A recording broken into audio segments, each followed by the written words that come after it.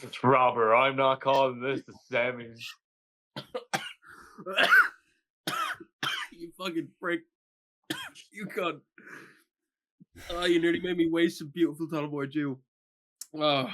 Okay, so that's the cold open. Right. Hello, welcome Let's go. to the Wrestless Year-End Awards. You bastard. What these lads call it, these lads have decided to call it, I'm not making this up, the Jizzles. So, Jizzles. As you can clearly already tell, we're living up to the stereotype. We're all drinking. I am currently drinking 1 part Lucasade, 1 part Captain Morgan Spice Rum. That's a crazy mix, by the way. Can we just point out that it's a good mix? It's a good mix. It's a good. No, hey, this is very. It's very avant-garde. Like I'm not attacking you. It's Jesus, a good mix. Yeah, I'm going with a classic Tullamore Dew and Coke, with a bit of ice. I've gone to live true stereotype all the more of I'm having a Guinness. Yeah, well, I'm having a few Guinnesses. You're having Guinness. So to pull back the curtain about, this is being recorded on the 23rd of December, Christmas Eve, and these cunts, after we had to postpone our proper 12 pubs drinking sesh, we've decided just randomly, and this was without my fucking know-how at first, to do it today. So after this, and I'll probably slip in some footage of us in the edit. This one opposite hand, phones included. It's starting 3, 2, 1, done. David, punishment. Phone didn't swap hands. I'm trying to record something. Alright, so we're on the 12 pubs. I'm joined by Sean, Stephen, and we're drinking. We have rules for each of the 12 pubs.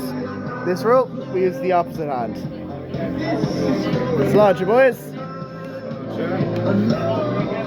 I appreciate you've postponed it to the actual, like, day of 12 pubs. This is the 23rd is like prime 12 pubs. This is peak 12 pubs. Can we just go through the list? Maroni, I believe you have a screenshot your list of arduous tasks throughout the 12 pubs.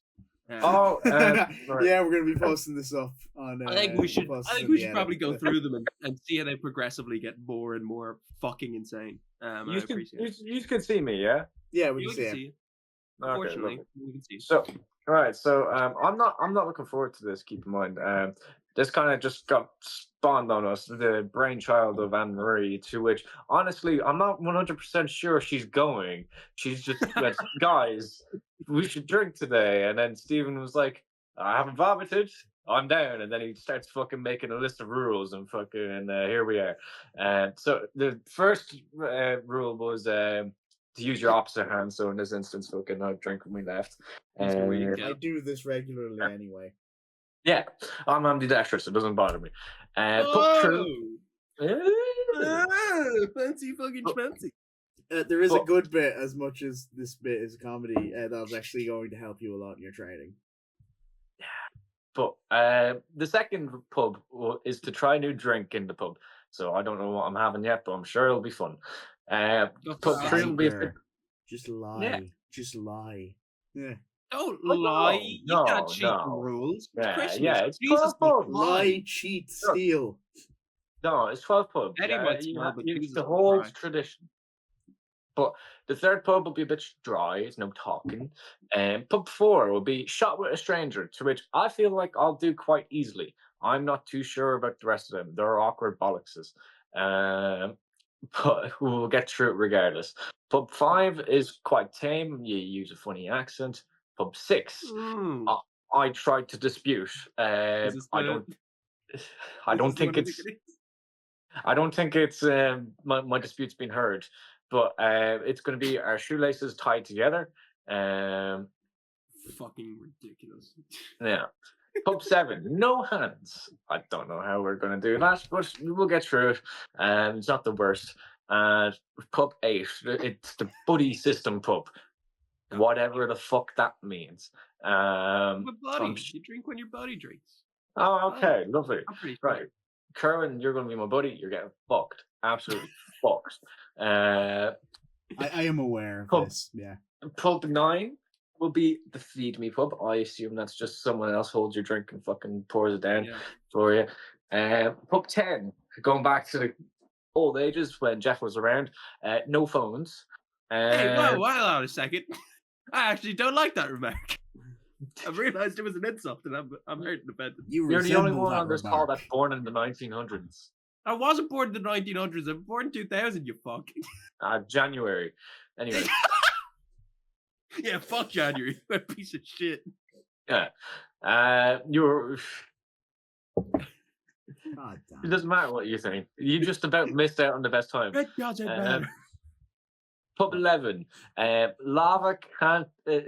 So lava tables can't let pint touch any No. surface. Yeah, you know. And pub 12. And pub 12. This is the one that really gotten a few reactions. The human pyramid pub. What the fuck is that? Can I just ask? I can only presume it's quite literally what it says on the tin. I wanted to do, like, when I saw it, I was like, fucking what? So did Kerwin. But I took a screenshot of it and I was like, right, I want to see how, like, out of field this is, and get a professional's opinion. So I texted my local alcoholic, and her name is Kaylee. Is this the woman who thought Edinburgh was in Northern Ireland? Yeah. And fucking, I gave her a quick text. And I was like, here, would you say this is a normal set of rules for 12 pubs? And she goes through it and she was like, yeah. Fucking wait, what?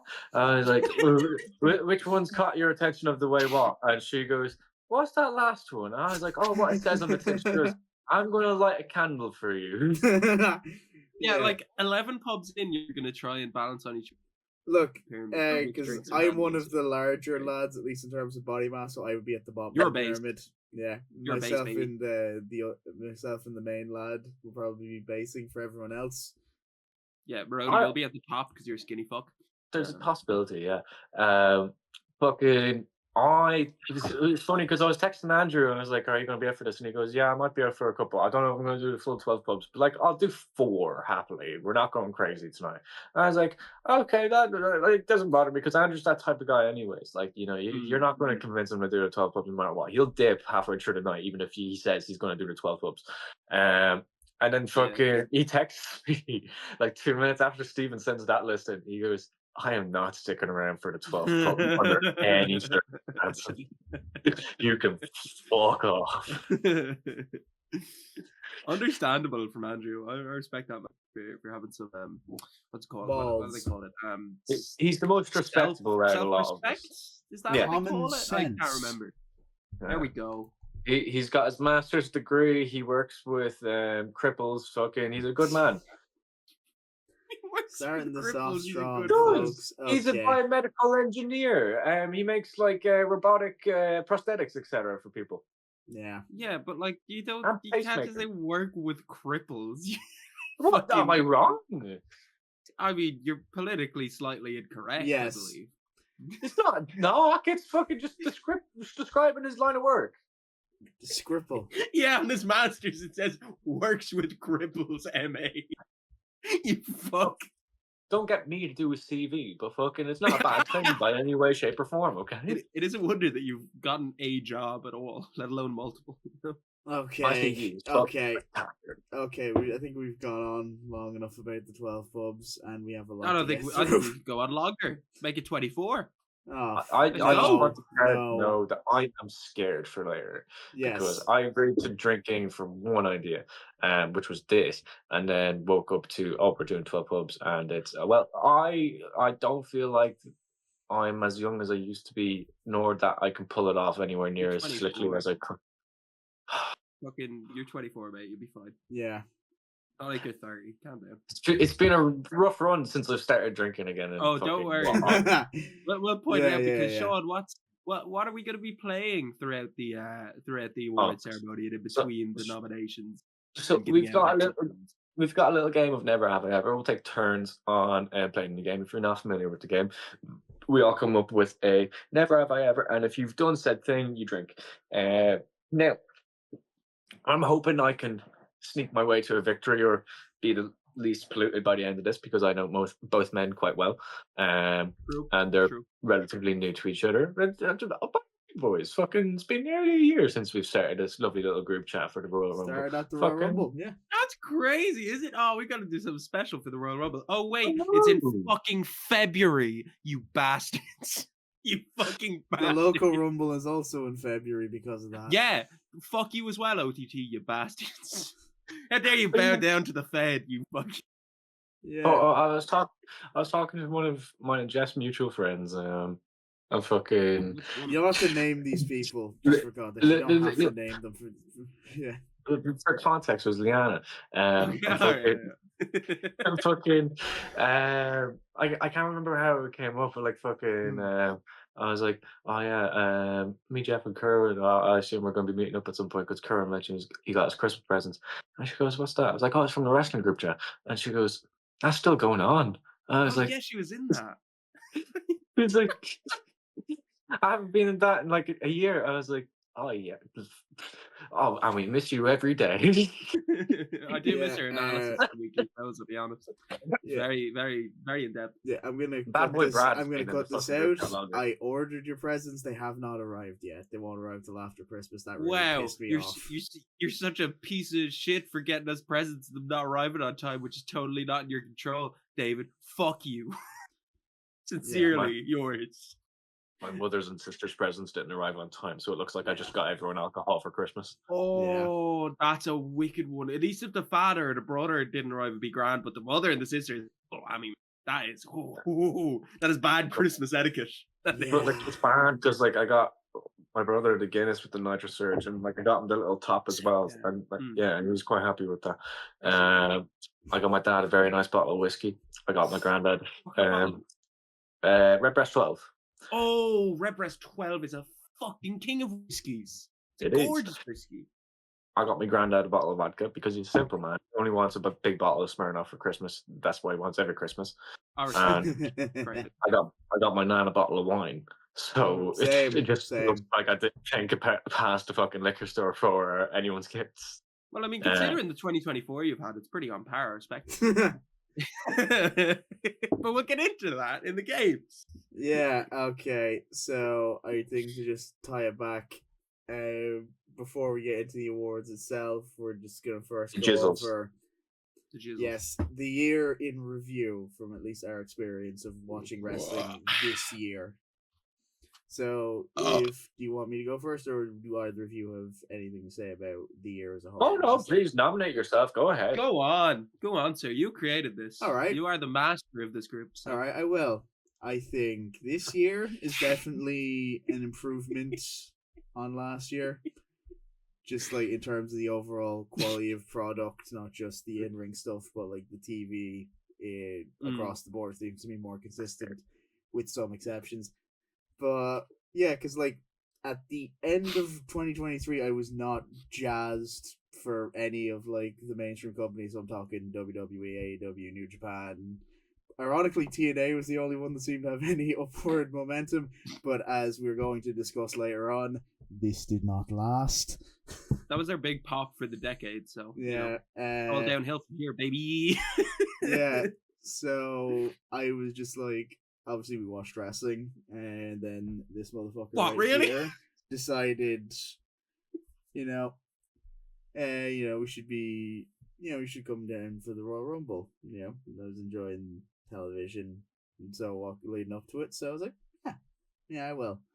And I think even before the idea of this show started, we were talking to each other about wrestling and other bollocks every such day. So it was like, all right, I'm a lot more invested. And then the TV, mainly in the two big companies, got a lot better. They've got a lot more consistent as of late, and it's been a lot more fun, especially since they both seem to have an internal memo of like building up younger people, and you can see that across the board. Again, certain exceptions, but yeah, I think this year's been great. I've been to a lot more indie shows this year. I went back to training. I did not train for most of the first half of this year and the second half of last year because I was at a job and I had dealing with a lot of personal things, a lot of health issues. So I definitely feel like this year has been one of the better years for wrestling since I've watched back, and I've been back now almost 7 years. Yeah. The in-ring product on television generally, some of the best stuff I've seen in a long time. There's a lot of great talkers everywhere, and like even on the independent scene, which ever since the pandemic and speaking out has just like essentially dipped. Yeah, we won't go into that, but yeah. Yeah, but just like Murder's Girl. Okay, so let me continue before we start derailing. Even on the independent scene, things seem to be getting better. Obviously, our American counterparts, DPW, we're not officially linked with them in any way. I should put that out there, but they're just that. But we would love to be. So we're just that sort of kindred spirits to them, I think, because we're just also shit posters. But Pulse has been my boy since I was like a kid. Like for the last like 10 years, I've been listening to the boy Pulse. And that's saying something. These are old. Yeah, I'm old as fuck. Yeah. Yeah, nearly 25. Obviously, not only is their podcast great, plug, but their promotion has been incredible this year, and this is in the wake of them losing 3 of their main eventers to NXT. Yeah, they've been able to come back for that, and just there's a lot of great independent stars that are popping up. A lot of them are now going to NXT, AEW, or TNA.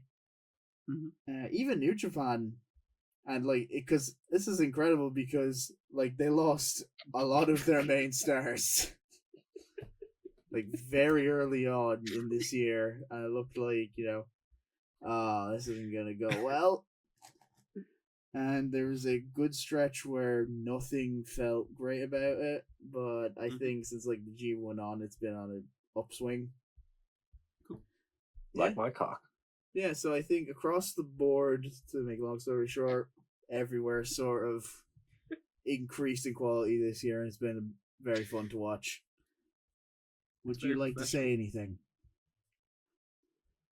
Sure. Charles, so polite of you to ask. Not to go in a completely opposite direction that Curl went in. I think wrestling's been on a solid downhill this year. I love wrestling. I love wrestling, keep in mind. But since Roman Reigns lost the titles at WrestleMania, it's been a slow and steady decline. From the top guy just not keeping my interest. From storylines and week-to-week television shows just sounding repetitive. I watch it because it's the thing I fell in love with, and I will always love it because of how many memories it's provided me over the years. But at the same time, there are just some things that have changed that I feel like the old man in me just needs to become accustomed to, like, the one hand falling when you're getting knocked out in your little submission hole. Fucking that seems to be happening way too often in fucking pay-per-views now, because nobody knows how to do a clean win in fucking 2024. But as well as that, there's been certain pay-per-views to which have just frustrated me to the point of realizing we're in an era of quality, but that does not mean we cannot pick it apart. We're not in we're not in the 2010s anymore. We're not in the dog feud era, but at the same time, there's problems, and I like to point out every single problem there is under the sun. There's not been enough focus on black talent this year, in my opinion. I think that's a problem with both bookers. I think the I mean, you can have the title for half the year. He burned someone else's house down, okay? Yeah, because he got his house burnt down by a white man. Very racially charged, Well, a white man from Virginia. To be fair, the white man from Virginia did have a point. Have his baby have a promo get cut on by Swerve. Yeah, I broke think into his gas. So But besides the point, Yes. you derailed me from saying there's many things that look promising going into the new year. I'm really excited to see where the mid card championships in the women's division bring us by the end of next year, with what talent can rise through the women's roster, hopefully more easily and convincingly now. Seeing certain new stars like Chelsea, for example, shine and become credible. Um, but as well as that, I'm excited to see where wrestling is also this time next year Yes. when the dust has settled a little bit. The consistency has met its new standards, and everything's kind of found its place. Because I feel like we're still in that little area of turmoil where some things you're still getting used to, some things you'll have to just wait and see what the result is, and hopefully by this time next year it'll just feel fresh and fun again. Yeah. Yeah. And to complete the Goldilocks situation, I'm a bit in the middle. Stuck on the fence. I think there's been some fantastic stuff this year. I think it's stuff like Swerve Hangman has been fantastic. I think the ending of McIntyre Punk was incredible. One of the greatest Hell in a Cell matches we've seen. Bringing back the importance level to that Hell in a Cell match. I think the Roman Reigns stuff has been a bit lacking, a bit lackluster. I think it's been a bit too amdram. I'm going to stare at the crowd for 5 minutes bollocks in the matches, which we'll get to. Eye of the storm. I think, fuck me. But I think Owens has really had a resurgence in the late end of this year, which is going to be really interesting to see where he goes after this. I'm really excited to see kind of how the C2 pans out towards the end of the year. I'm really excited to see what AEW do, because it feels like, I sound like a broken record, but it does feel like they're somehow getting a bit of that feeling back. They feel like they're getting back. Both companies now have their streaming deals, so I feel like, in the words of Sean, the dust settling, it will settle once they both go on to streaming, and there'll be less of a focus on big moments for big moments' sake to, garner a bit more credit with their respective partners. So I think it's looking bright for 2025. I'm very excited, and I can't wait for this time next year when The Rock is going to take over another Mania main event, and it's going to be fantastic. So happy days, boys. Let's get See, these are goosebumps. Yeah. Wait, shit, my phone was on. Oh, okay. So, before we get into our first thing, which is not an official category, but more so just people we want to see more of in 2025, I would like to say, to go on what you two did at the end there, just talking about the future, because this really feels like the end of an era for mainstream wrestling, because now that the top two companies are going to very popular streaming websites, it really feels like a lot of the television formula and what people do to garner ratings, it doesn't really feel like it's going to matter going forward. Now, there will still be commercials and stuff. That's how these live things on streaming work. But it's going to be weird not hearing the whole welcome to Monday Night Raw. This is the weekly episodic fucking television series, fucking etc. Because it's now on streaming. Yeah, it'll be weird, but I hope that means it's like just sorry to cut in, but just with streaming, it's really interesting because it's a different world for wrestling companies in terms of going into streaming, but if streaming leaning on these weekly shows is a show that's kind of backtracking towards terrestrial telly, so it's an interesting kind of meeting of the minds there. Meeting in the middle. It's going to be good to see how it feels. DIY, their finishing move, meet in the middle. Spoilers, they're not in any of these categories whatsoever. Hey, they're probably the best tag team of the year. No, we don't have a tag team of the year, and to go on a point Sean mentioned. Okay, Vince. Vince was to right. Go on that, Right. Yeah, there has not been a big focus on tag teams in any of the companies this year, which is a shame. Yeah. Even in some of the indie companies, some of the standouts, like the Astronauts in Big Japan, they have not been a tag team for most of the year. So the only real choices I think most people would have had, and these are people who would like watch more than say two promotions in terms of like big tag teams, is Fraxium and NXT, which none of us really watch any consistency, but I do make sure to catch their matches because I like them. And I watch bits in there, and but TMDK, Mikey Nichols and Shane Haste. hmm. Yeah, who had a big year this year, but it derailed sort of towards the end of the year. It's like I'd say next year, if the tag team divisions in say WWE, AEW, New Japan like pick up in relevance, I think we might have an award for them. It's just right now there's not really a whole lot to go off of for that. Yeah, But pretty it much. does feel like anywhere there's a lot of excitement about wrestling in 2025, and I'm looking forward to seeing it. Happy days. Yeah. So, Alright. gentlemen, would you like to tell the people who are the ones you want to watch in 2025?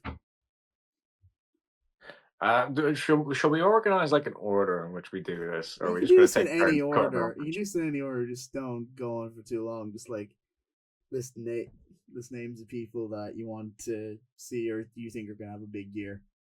I was going to Next suggest alphabetical order, but then I realized no matter what, fucking come last. So, so I'm going to go first because I don't have the patience. My one to watch for next year. They didn't have what I'd say is an illustrious 2024, but I'm judging him off his year prior in some of his standout matches and just hoping that he gets the opportunity to shine next year because he really deserves it. Where he is at the moment is just, I'd argue, a bit stale, unfortunately, and him by himself will thrive if given the right opportunity. I think the one to watch for next year is Montez Ford. Love that. Love that pick. Like Montez, as always, shined when given single spotlights, like the Elimination Chamber for the US title. Exactly. 100%, Last baby. year. Yeah, it's been fine, but like obviously having the Street Profits together as a team, especially now that there's a little more emphasis on the tag teams in WWE, is a good thing. No. But they have really not been given much. No. Yeah, he do phenomenal fucking in my opinion. I'm hoping they realize that by this time next year. I can sense a shake-up happening soon. Yes. But Triple H is bad at shake-ups. So fucking we can only hope. But that's my one to watch, boys. Yeah. Who have you put down for your one to watch it for next year? I'd like to hop in here. I gotta be the voice of the voiceless, and by voiceless I mean the wrestling community online. Chad Gable, why hasn't he been pushed? Why didn't he beat Gunther for the title? Why didn't he beat is he Sammy? getting beaten every goddamn week? What are you doing with this absolute generational talent you have? He's literally Kurt Angle but smaller. Like Chad Gable, just give him something for Christ's sake. Come on. He's That's my one. tiny. He was Shorty G. That is correct. He was. He was, but fuck that. He's a generational talent, and I give him the respect he fucking deserves. Like right? he absolutely like broke out at the end of last year. So just it's just like I think he will have something in the year to come. It's just there's a lot of other priorities in WWE. I don't know if we're seeing that anytime soon. I mean, you're giving Sami Zayn the win over Gunther, and you're giving him world title shots. You're giving him all this high praise. And I love Sami. Don't get me wrong, a fellow ginger. I respect it, but give Chad Gable his flowers for Christ's sake. I mean, it looked like there was no chance he was not going to beat Gunther. Yeah. And he got beaten. Like, what are you doing? And then, like, he had the whole Rocky training bollocks with Sammy, and then he turned on Sammy, and then he didn't even win the belt from Sammy. Like, what is he? Anyways, that's what I want to watch. Kerwood, wow us. Okay. Oof. No one from the Fed, please. Like, nobody watches that second generation wrestling shit. All right. No one from the Fed or someone. I didn't hear you properly. Whoever your would to watch is, Kerwood. Yeah. You don't listen to him. You do what you need to do. 1 sec. There we go. Okay. Why is Current this wants to watch this. happening? Ghibli Oh Ghibli. no, his technological No, advances. it's okay. made It's like okay. that. I got it. Oh, he's back. Hurrah. Fuck's sake. Haram. Okay. Shut up. Dude. What are you talking about? All right. So, my one to watch. I'll go with the Fed because I think the other people that I might have had down did not have like full years to show off. I'm gonna go with someone Yeah, from take NXT, but I think it's one generally everyone is waiting to see more of, and that is the Titan Obafemi. Dude, Jesus Christ! Yeah, just get him on the like main now. I think he's gonna be in the Rumble. Straight up, Oh yeah. he's winning the I thought NXT he- Championship next week. So, I well, thought not you were next going to week, say but like like Texas Kane or something. no, fuck Brian Pillman Jr. Now then, Oh. forever, fuck Oh. Brian Pillman Jr. Whoa! Whoa! How dare you treat fucking Don't Brian believe Pillman's me. baby Don't boy like believe this? me. Look at his Twitter. It's Oh, There, cringe. that is dead. He's very traumatized. His dad is dead, man. He's fucked up. That's very Christian Cage of you, Cage. sir. Yeah.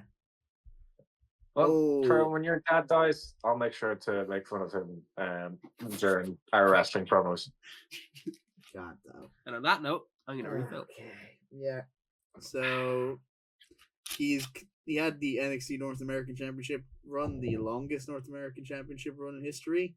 He was very dominant. He is Yeah, but even it's probably speaking only like half in a an decade old. accent. Yeah, even speaking in an accent like that is not his normal voice. He is very commanding when it comes Yeah, to his what a promos. racist. He's very just he's like incredible presence. He's very entertaining to watch in the ring. People got behind him very fucking quickly, and that's continued throughout the entire year. He will be the breakout star next year, I think. I think you need to Yeah. use the word that you described him in the group chat earlier before you. No. No. I didn't describe him with that. I just said it as a thing Okay, of cut exasperation. this. Hold on. Cut that out. That's not making the fucking final cut. Yeah, if you leave but that I in, think I'll actually murder you. Okay. I think Obafemi will be the breakout star next year. He is Perfect. incredible, and I can only see things going up from here. He's probably gonna have a really good NXT Championship run, I would think. And Yeah, after, well, I'd say it'd be up there by SummerSlam. Yeah, is there Perfect. any? Yeah, before we move on to our awards, is there like Mhm. any names that you saw who are currently not doing much, but you are excited to see more of next year? Eddie Kingston when he gets back from his fucking broken leg. Yeah, I mean, 'Cause like I love people him. who are currently like not high positions on the cards, or like who are newer, Oh. but like you think are doing well, like or could do very well next year. Kenny Omega. He'll be back in 5 days from I when think- this is being I recorded. think Will so- Ospreay would have a really good year next year. He's a young kid.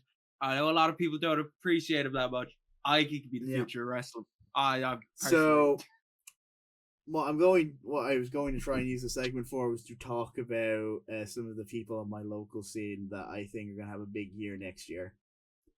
oh, fair. Yeah. So first of Sorry all, about Jeff's You favorite, just, Jeff's I'm favorite just indie. Yes, hurry up.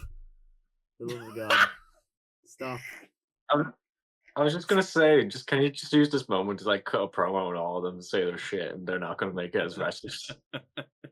No. It's your introduction to the scene, brother. For fuck's sake. Shoot Go on, on, bro. cut You don't cut a even know. promo, do it. Don't Do even it. know. You don't Become even. famous. No. Okay. Okay. So You're I'm talking gonna about show your out- Bibles and your stars. Your John 316. Karen 316. I just whipped your ass. Get this piece of trash out of my ring.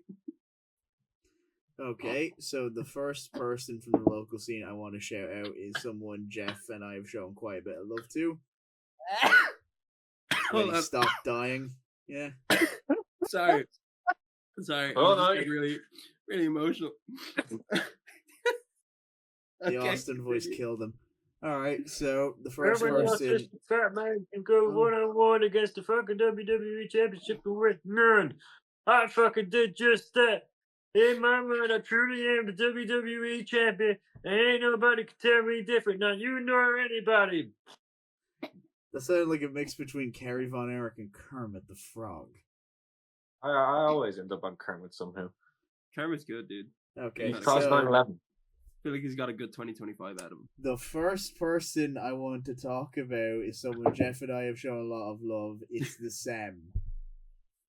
Oh yes, up the Sam boy. I Yeah. love the Sam. He has been very over with the live crowds in OTT this year. I can speak He's from dyslexic experience and he training cannot with him. He spell is snap. very smart. He knows the ins and outs of not only the technical stuff, but obviously the performances is what garnered him so much love and acclaim as of recent. And I can nearly see drop big kicked things, multiple yes. kids at a picture with him. You know, Yeah, I respect that man. he is very much, someone who I can see succeeding. Shout out Snitsky. Yeah, I will also like to shout out another person I tried with who's also gotten massively over as of late. Kean Noonan, Sculpted One. He is a great high flyer. He's just very intense at all times. I love his matches. He gets the crowd into him quite easily. He is very fun. He can work with a lot of different styles, I should say. And I see next year being a very big year for him. At the Christmas show, he got a win over LJ Theory, who is one of the bigger names in the scene right now. So I see they're having a pretty big year, at least within the scene in 2025. Yeah. I'd like to shout out just a couple of people. I'm very new to OTT as like an actual fan. I've always known what it was, watched bits and bobs. But from the 10th anniversary show, I saw a lot of talented people. A lot of talented people.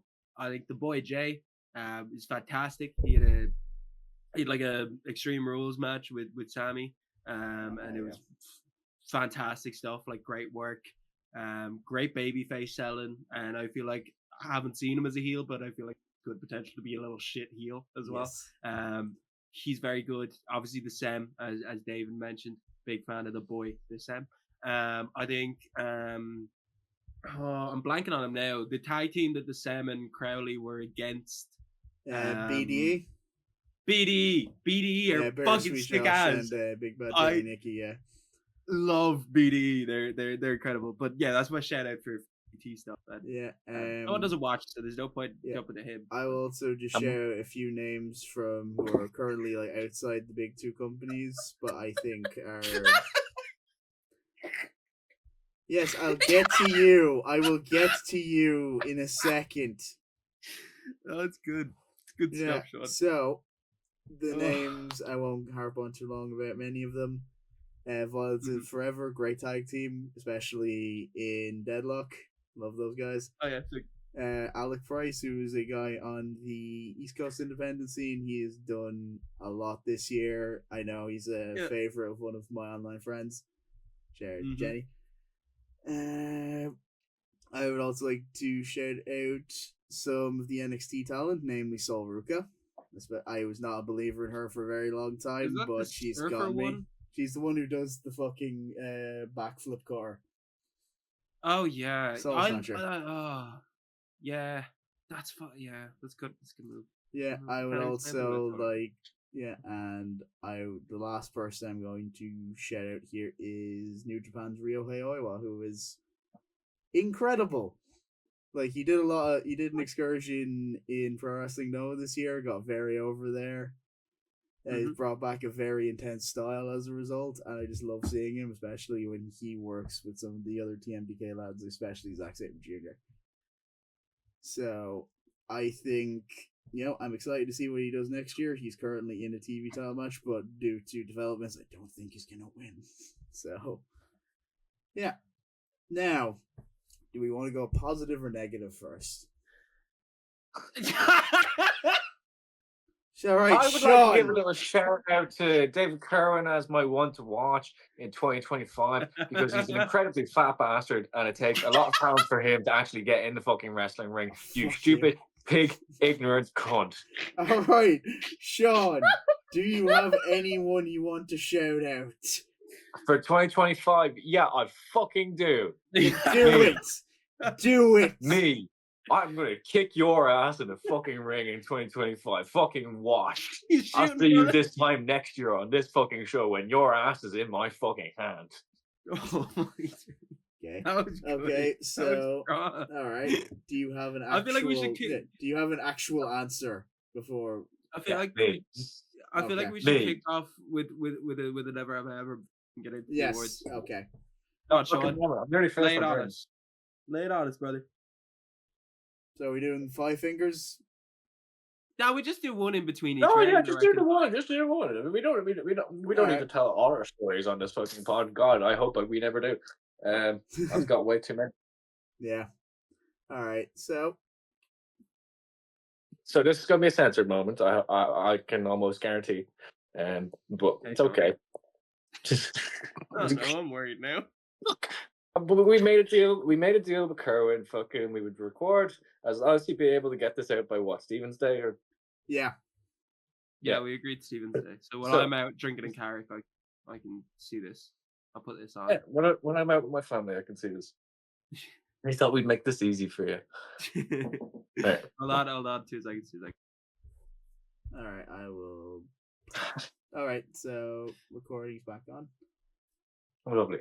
Right. So I've thought long and hard about this. And Jeff, Oh no. I'm letting you get away with it easily. Oh. Never have I ever used the N-word today. Go on. I did We not. gotta cut this out. We can't I even know. use this bit I now. know. This isn't a bit we can use. You suck. You suck, Verona. We can't even use that bit. No, because then everyone knows you can't just leave that in the.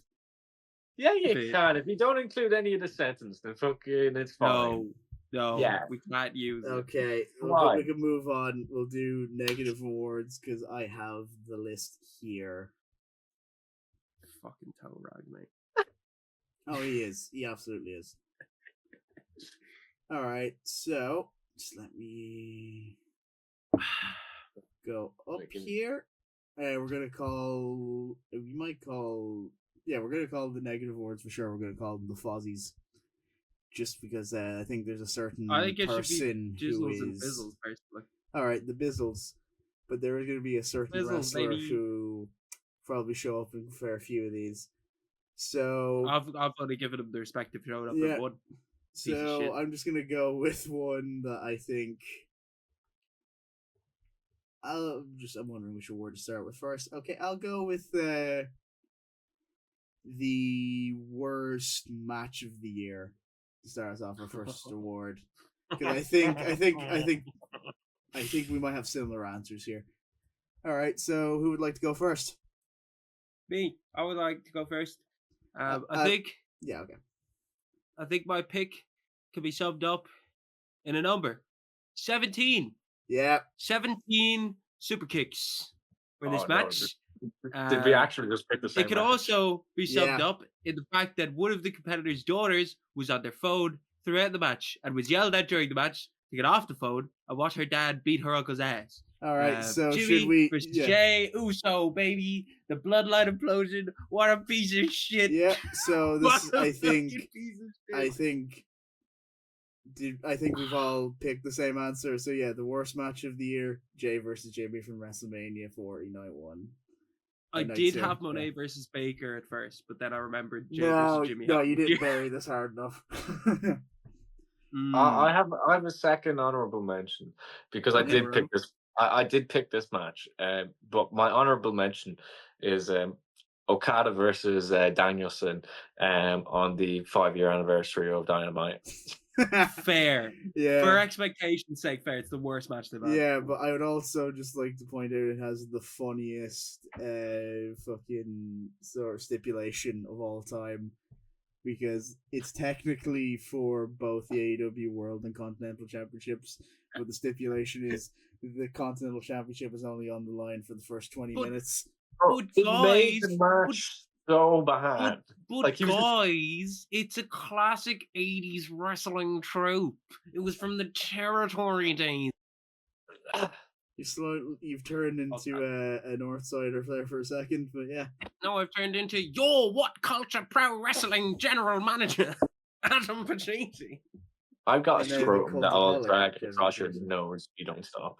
Don't threaten me with a good time. All right, so which is a shame because I think, well, obviously Jimmy was injured for quite a while, but he's shown decent like single stuff out of this. I don't know what it was, but Jay especially has had great singles outs this year. The match with Big Jim Priest Slim Jim's dope. in France, the 2 matches with Braun. Jimmy Wait. can go as well, but Hold on, fucking, yeah, I don't hold know. on. Together, they just didn't do it. Yeah, just have an for whatever addendum. reason. Yeah, like obviously the brothers tag team formula is based off Brett and Owen, but a lot of people just don't mix for whatever reason. Yep. I have an addendum to make to my ones to watch. Fuck whoever I did say. Big Jim, Slim Jim, baby. It's the year of Jimmy Uso. Let's go, baby. Let's go. Big Jim. Okay. Big year for Big Jim. Big Jim, Royal Rumble winner. WrestleMania main eventer, maybe. World Uso. champion, 100%. Nah. Big Jim. But guys, are we saying yeet or no yeet? No yeet No. all day, baby. Yeah, no. Fuck Jey Uso. Jimmy ride till I die, baby. Woo! I love both of them, but fucking no you. This match no, did you- not need to both not be as long as this is and not be formulated the way it is. Because there are. I would like yeah. to. I would like to say I hope they get a chance to redo yeah. that in the future. Do like a proper match because there was like Jay did talk about it. Like he talked about it in interviews, being like, "Look, I know we let the fans down. Like we're both a bit ashamed of not being able to deliver, and we both think we could deliver a cracker of a match." And I personally think they can as well. Yeah, but I don't 'cause, know when they're like, gonna do it, but I'd like this them to happens get like the another only 2 brothers versus brothers matches that I have really seen live up to the hype was Brett and Owen Cody Dustin. and Cody Dustin and 3 and Penta versus Phoenix from Lucha Underground. Matt I and watched Jeff had that. a great match at fucking Mania 25. No, they didn't. No, they didn't. They did! So, They Brody, did. your Hardy boy is showing. Oh, fucking Christ. Um, Okay, so I think we're all in agreement. Jey Uso versus Jimmy Uso, the worst match of the year. Because there's not yeah. really a lot of. Ding-ding-ding. It's like the only match that's really just bad in a year where the other stuff is just mid. Most of these negative categories are people who are just mid in comparison to the people and things around them. Mm. Yeah, so from worst match to worst pay per view of the year. Because I feel like. Yeah, okay. Right. We have an ever have I ever to do, sir. Alright. It is in between each and every award. This was the ruling of Sir Maroney. So Sean. Oh, no, I made the last one. You made one this time. Oh, sorry. Yeah. Never have I ever been put into the drug tank after puking in a stranger's house at 3 separate times. I would also breaking into that house. I wonder who's going to drink for this one. Let's see. Let's build the tension. I want to Like get some that's- now. Yeah. Everyone said the N word. To specify, soft A. Okay, Yeah, Karen, go you on. need to cut that out first of all. At least bleep him. You can keep him drinking, but you need to bleep that out. This is going to be heavily edited. This podcast. Okay. I'll say it every time. No, you I know where won't. this is going. Stop, I can see where stop this is going. ruining it. Stop ruining it, mate.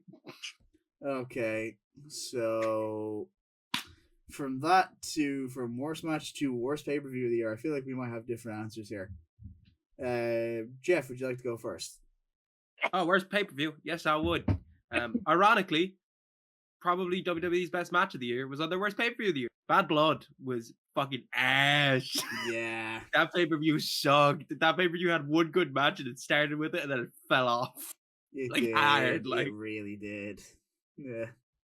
Just a one match card and the one match didn't main event for I some reason. Yeah. I don't know why they didn't main event with Punk. Maybe it's a certain tribal chief. But just really bad card. Really, like, Joe was supposed to be really, really good. It should have been really, really good. Yeah, If they just- finished, it's crazy because if they had switched up and they had put Punk Drew last, it wouldn't have even came in the conversation of Worst Show, because it would have been shit up to that point, but you would have sent us home happy. Jesus Yeah, Christ, strong lads, ending. come on. Yeah. All right, Fucking end Sean? them with a fucking whimper. Yeah. Sean, would you like to give us your choice? I have Bad Blood as an honorable mention because, in my personal opinion, it's the pay-per-view to which pivoted my whole sort of goodwill with WWE this year, where like they were on a hot run since the pandemic and the live fans came back, and fucking, in my opinion, that only well and truly died on the Bad Blood pay-per-view with how disorganized and janky it was. However, with that, I didn't put it down as the worst pay-per-view of the year. I put the following one down: Crown Jewel, the one where they Yeah. introduced the stupid fucking belts and fucking Yeah. like It was Crown Jewel's my choice as well. Yeah. I'd at least redeem fucking Bad Blood with that Hell in a Cell match with the fucking intrigue it got There with is nothing Dwayne showing up. redeeming on this show whatsoever. Yeah. Like fucking from everything to the stupid belts that we've only seen then, and fucking they've since they've got disappeared. They got, got sorry, they've got rings that they don't even fucking wear. They did a little photo shoot with the champions at the fucking end of the show, and Liv Morgan was looked at like COVID. They stood 2 fucking feet away from her, like she was a poison to their society. Fucking, I didn't enjoy it. Fucking, I looked up the cage match to this fucking pay-per-view last night just to make sure I remembered it was as bad as it fucking was. Do you want to know the funny thing? I still can't remember what those other 3 matches were the following day. I can because they all were just very Atrocious. disappointing. So first off, the first match was Bloodline Civil War, Solo, Jacob, and Tamatonga versus Roman and the Usos. The only thing of Wasn't note there- from this match is this is where Roman got pinned by Solo. Yeah. That is the only thing worth mentioning from that. Didn't this have like Bronson versus Rollins on it as well? Which is like the only somewhat good. decent match. Yeah. It was good until Rollins won. It's good until the fucking decision for Rollins to beat him after them fucking putting over Bronson as his like unbeatable Godzilla like creature. Yeah. The little The other match comes out and was a triple threat. The other match was the triple threat I for see. the United States Championship. A match that we went on to see be better done at the WWE live show. Ellie Knight, Andrade, and Carmelo Hayes. Actually, the correction, you went on to see me better done at the WWE Live event. I did make sure to notify you two that LA Knight was coming out, and you just did not come back. We didn't see Hey. it. Jeff was too busy getting recognized. Yeah, I was too busy getting recognized. I was too busy having Sean sit in my shadow, being offered recreational experiences. I was having a ball. I was having know, an absolute Yeah. Regular ball. activities on the streets of Dublin. Yeah, but like I'm trying to stop Brad from getting into a racial fight. the two. Yeah, no, but to be fair, he was starting it. Yeah, He was starting it, that's true. like the two like champion versus champion matches both had the wrong winner. Just like Yeah. to extend the current Yeah. status quo with like the top acts in the men women's division, and it's just, but why? Like the Nia and But Liv why? have like very little chemistry as well. Yeah. So just Regardless, here we are. Cody the and worst Gunther two- was all right, but the ending was very bad. It Yeah. was- What is was it shit. with Gunther and roll up finishes in Saudi going this like? What is it being with bad? Gunther in his year this year? Jesus Christ! What It's a like he shit had a year good he's- start to his year. He had a good start to like he was. Yeah, Big and then the year baby went Luke. on. He had one of the matches of the year. Big baby. Dude. Yeah, he had one of Look, the matches of the year I with think Sami this and is the Mania. year Yeah. you realize that Gunther is possibly the best ever mid-carder of all time. Oh, fuck. But as a main event, I eh, mean, He from the way made he's it been to put, Europe. Yeah, so much. And he was so no, but from good. the main Yeah. event, yeah, from but on his like shit TV company, so like push, I'm One of with which you're Sean going to here. train for in the next few weeks. So, I know we'll obliterate all of you, the stupid little fuckers. oh my god. Watch out for me in 2025. You say you're not. I've got a size 9 foot that's gonna go up every single one of your asses. All right, so just oh My my big toe is gonna God. tickle your rectum. All right, so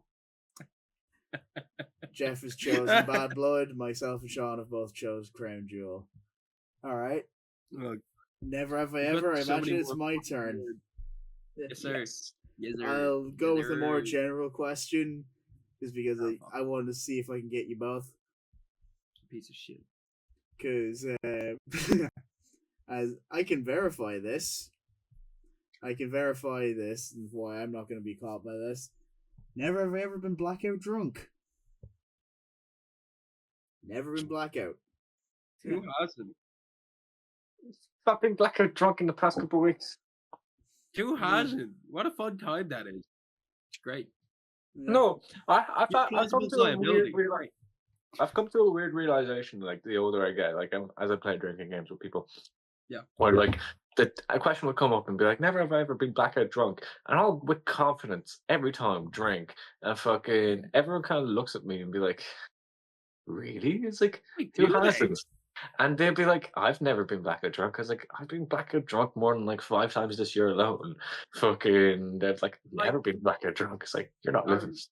That's true. You have to I've do it been at least heavily once. fucked, I mean, but I've never gone blackout. Like, there's never been a time drinking where How it'll have be you not? blurry. It'll be blurry, but I can remember most of the shit that happened. Yeah, Wait he's until got- today. yeah. I think it might change tonight. All Hmm. right, so from worst match to Oh, probably, I'll go slightly easier. We'll go with the worst return of the year, because I think myself and Jeff definitely have the same answer. I don't know if Sean does. Yeah. Yes, we do. All right, Jeff. Um, All right, Sean. We should let Yeah. Sean go first, because I imagine we're Sean, going. you go first. You could be a different one, but Right, we okay. kind of the same. So my worst return of the year, I've had a whole year to analyze this, and It'd be worth working. I wouldn't say their return itself was the thing that was negative, but more so everything that followed since, and looking at the trajectory they were on prior. I just can't help but feel like it was the wrong decision that was made by herself. My selection for return of the year is Naomi. Yeah. Oh, I that's feel bad really for that. sad. It's really true. I Because love she Naomi. had such a great run coming out of TNA the year before as good. well. Like, oh. I feel And It's then a she so bad. shame came because back with a shitty fucking Yeah. theme. And Yeah, fucking they did nothing with her. But Yeah, hey, do you it's- want to it's be in not even her multiple black fault. women's tag team championship matches? Like they're fucking rubbing it in. Yeah. like it's not even really her fault. A lot of these are just like not. No. A lot of the following negative awards are just gonna be not based on the performers themselves for the most part, but just like the shit around them. Naomi is like, I love Naomi, especially since I've seen her test the limits of her work in TNA. Her outside work of has been WWE. fantastic. Yeah. and She's flawless been since she great. came back. Yeah, She's been fantastic. She's the Not her only fault. woman who won the women's WWE championship this year and then didn't get it. fucking still incredibly annoyed about that. yeah. I don't know if it was a fever dream that me and Sean both shared, but fucking I'm nearly certain they said it was a world title match. Yeah. Fucking It annoys me to no Oh. end, but I think myself and Jeff have the same answer. Should we say this person's name on 3? 1, 2, 3. Tessa Blanchard. Tessa Blanchard. Yeah, What a race. this is a recent shit this is a recent front runner. Just she came back Recency at bias. TNA's Final Resolution. The rumor of it Mhm. made a lot of people angry, including myself, and then it actually happened. Like, Which is ironic considering the group chat. it's a bit of a Yeah. lol TNA moment, you know? Yeah, it's Very like much a lol. this TNA is where moment. TNA have Oh, sort of just killed the goodwill they've gotten for the most part. Because let's be fair, Tessa Blanchard, although it's not been confirmed, a lot of people backed up that she is a racist and a bully, and when she made her apologies when this first came out in like 2020, 2021, a lot of people said that it was either not a good enough apology or they just didn't accept it because she had treated them so horribly. And as fact, as soon as she came back, a lot of people, including the WWE Women's United States Champion Chelsea Green, came out and said, "No, we should not don't let her back. Don't let her do this." even WWE as a company were shocked that Yeah. TNA fucking Yeah, rehired her. Like, which is you just crazy. put several Um, relationships that you've spent a long time cultivating in jeopardy. It is a person nobody wanted to see it anymore. correct. To do things like could put your business in jeopardy, and for very little return on investment as well, which is just the worst part. Like, Let's just I'm all for fucking giving people dissect, second right? chances. I just don't want. Just like, I have very little faith in Tessa Blanchard or TNA. Let's just That's fucking fine. look at this correctly, right? So they're losing Jordan Grace, and their answer was Tessa Blanchard. fucking Blanchard. Jesus Christ. Fucking stay. Like, she's a good talent. She's just don't even she's defend just her, David, poisoned mate. goods. Come on. She's just poisoned goods. Yeah. Yeah, But then there's again, no- WWE bring back Terry every now and again, so you know. Oh, Hulkster brother, you know, so Yeah, but Maybe he was Max would just have also the the N-word on biggest Friday. draw. Yes, yeah. Bubba loves sponge. and I think we're back to Sean now. Sean, never ever, mate. Oh, lovely. Keep it PG, brother. Okay. A PG. I've got a perfectly innocent one. No, Never have I ever attended an AEW wrestling show. Cheers, brother. And I will do so again. We're doing so next year. Yeah. I'm annoyed it wasn't the second All In, because then I would have seen Brian Danielson. Retire. Yeah. No, not retire. He won the belt. Really? How did that go? Sorry. You retired. Yeah. Alright. I'm not gonna say it because it's gonna come up later. We'll talk about that later. Yeah. All right. So keeping the worst trend going, the worst promotion of the year, because I think I know what your two answers is, and mine is not that. But it is going to jump off what we just did, so I'm just going to go. It's TNA. It's TNA. Yes, TNA. So I'm with you, TNA. unfortunately, like, they had so much momentum going into this year, and then they fired Scott D'Amore, who is the spearhead of that, and he went on to do good stuff with Maple Leaf Pro Wrestling this year. Some good stuff too. Yeah. I watched their first show. Yeah, it's just like I was very scared, and I hoped that they would at least try and keep the momentum going, and like they gave They Moose the fumbled world Hendry. title at the first show. Yeah, I'll get to him in a second. And They like, fumbled fucking Hendry, yeah, mate. like the fuck? they started a partnership with NXT specifically, and you know they had a lot of people show up. You know, Zachary Wentz, one of the Rascals reunited in NXT, which is a cool thing for them. I know Zachary Wentz still has not a lot of people on the side because of what got him fired from NXT, but I can see both sides of that argument. Really, Is he the guy who had the Hitler yes, costume? yes, yeah. Yeah, fucking piece of shit, dude. That's Yeah, tone deaf. but the That biggest is, one like, was yeah. The he biggest dressed up yeah, as Hitler. I thought it was funny.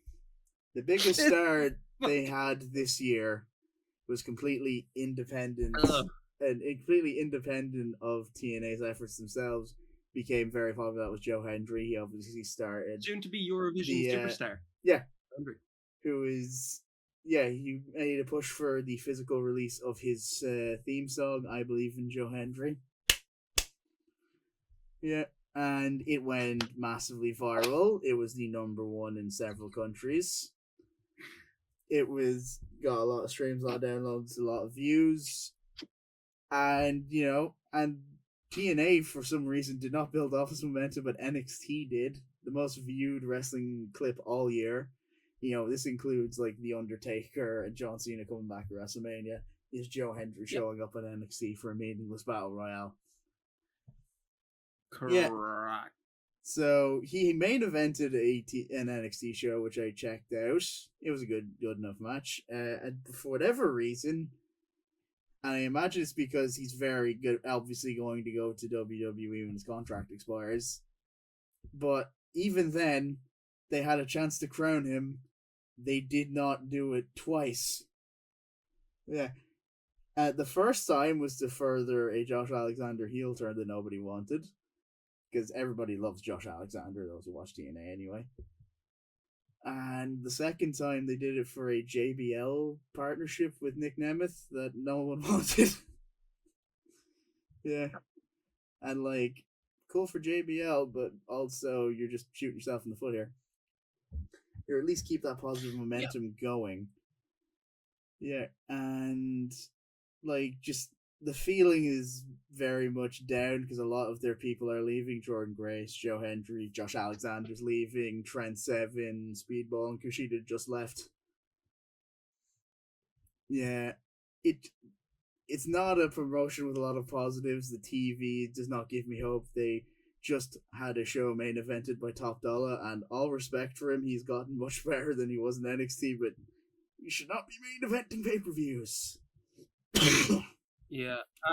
Lads, out of the interest of being snappy, we have 18 more of these to... Yeah. All right. So, just... All right, Sean, just get... I don't know. I know you're going to have... Just get it out of the way. Yeah. Okay. Look, I've put this... I've thought about this strategically. I've tried to be unbiased. I've tried to give it as accolades when I'm diminishing it at the same time.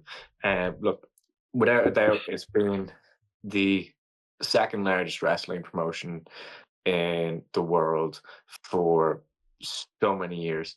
It had lots of prosperous moments, great talent that have gone on to have illustrious, legendary careers.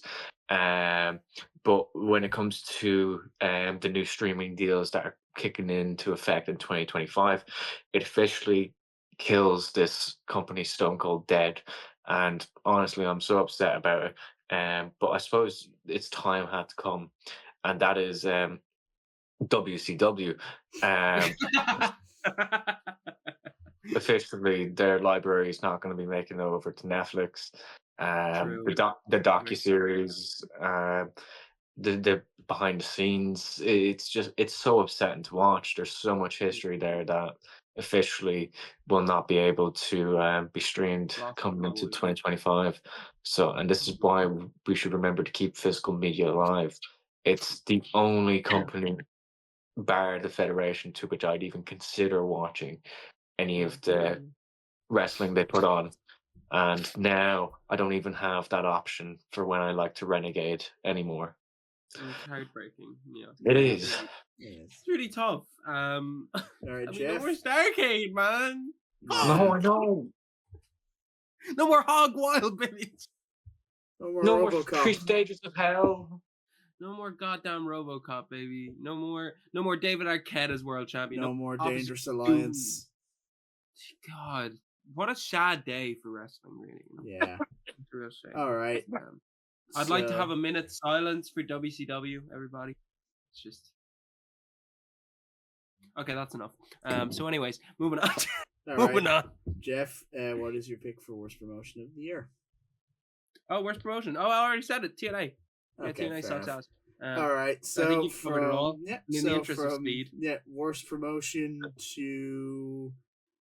fuck it, I'll just go with the worst veteran of the year, because I think we're all gonna have the same answer. So let's just say it on 3, 1. I do not have the same answer. I don't have the same answer. All right, me and Jeff. We also have a never have I ever. We also have shit. Hurry it up.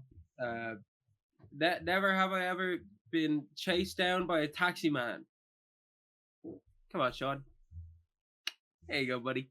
Drink up, baby. Okay, bastards. so They don't even drive on the right side of the road anymore. That's how many of them they fucking let into this. all right, so the worst veteran of the year. So me and Jeff, let's just say it on 3. 1, 2, 3. Chris Jericho. Chris Jericho. Yeah. Yeah. Chris Jericho has sucked ass for The like 4 entire years. year, and he is slowed. Multiple years. Yeah, like in recent years, it's like, oh, he just destroys the momentum of anyone he works with, and I have disagreed. It's more so the follow-up booking afterwards, but this year has definitely been true. You've been fucking wrong. Dude. Yeah. I'm sorry. We will affectionately call this in the way that Meltzer had called the best wrestler in the best wrestler of the year, the Danielson Award. This is the Jericho Award because he just sucks the life out of anyone he's been with. Everyone he's been with. Hook, Garcia, Guevara, MJF, Hook, Eddie anyone who Kingston. gets a little bit fucking over. Nah, Succubus. It's ridiculous. I mean, he had Enough on several Jericho, of my least favorite matches of the year. The 2 matches on pay-per-view he had with Hook, for example. And I like Hook a lot more than a lot of people do. Yeah, but he just completely halted his momentum, and it's only now starting to come back. Yeah, and that's enough on Jericho. Yeah, Maroni, he also had one, recently had one of the worst matches of the year with Matt Cardona. I'll leave it at that. Yeah, poor Matt. Hey, it's gimmick. Maroni, worst veteran, baby. What you got? So I've picked my veteran, but I went by the rules that Jeff presented to me yesterday.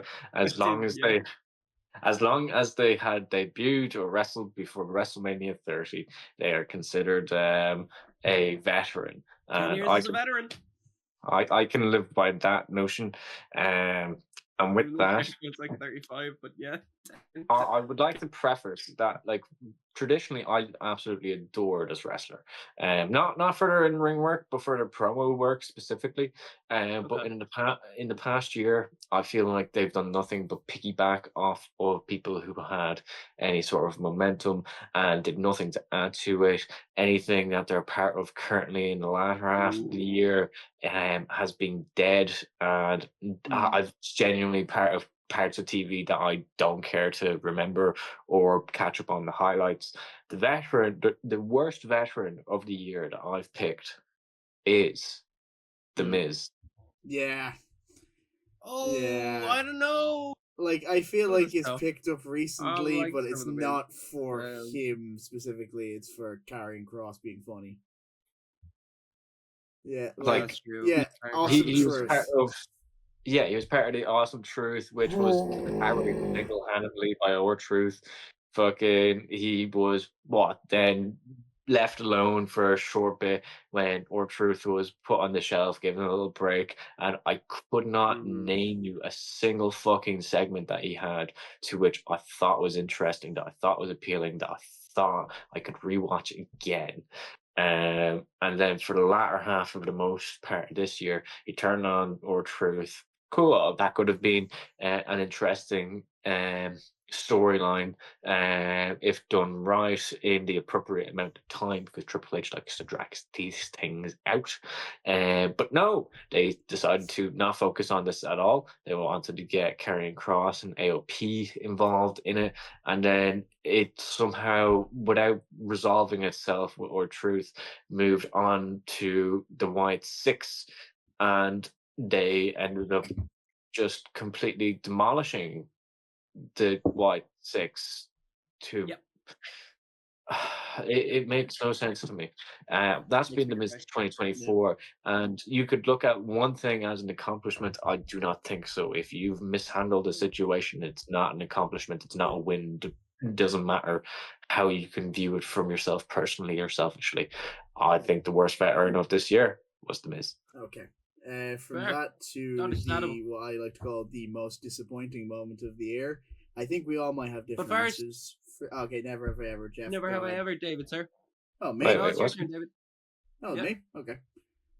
I did Never have Never have I ever woken up in a house I didn't recognize. Oh, come on, David. Have you ever lived, mate? Sean, this is where you're drinking. Back me up, mate. Come on. Fucking gee. Oh, Okay. God, I got worried. So from that, If I ever drink and Sean doesn't, I know I've gone too. The most disappointing moment of the year. I think we might have different answers for this. Jeff, would you like to go first? Fuck it, leave Sean go first. Sean hasn't gone first in a while. All right, Sean, sir. My most disappointing moment of the year, and I wouldn't see. Here's my thing. In terms of most disappointing, I tried to make sure I didn't have repetitive answers, because initially, fucking, it was going to be Jay versus Jim, so like it was like, okay, well, I already have this down as fucking worst match of the year. Fucking, I have to be a bit more precise.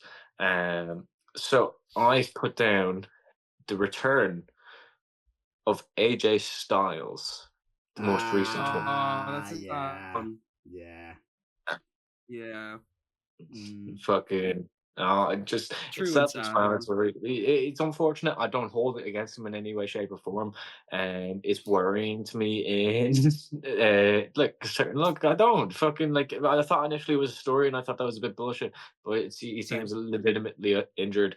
So like, you know, it's one of those things where it's like, okay, maybe we've come to like, you don't see it that often anymore. Fucking, I think the last time was Taker or fucking Goldberg, where you watch a wrestler and you kind of realize, okay, they've gotten a bit too far into their wrestling careers. You need to stop. And it was the first time to which I've seen someone like him, to which how fluid he used to be able to move around the ring not too long ago, and just kind of see one small slip up happen and go, right, okay, are we starting to witness that for him?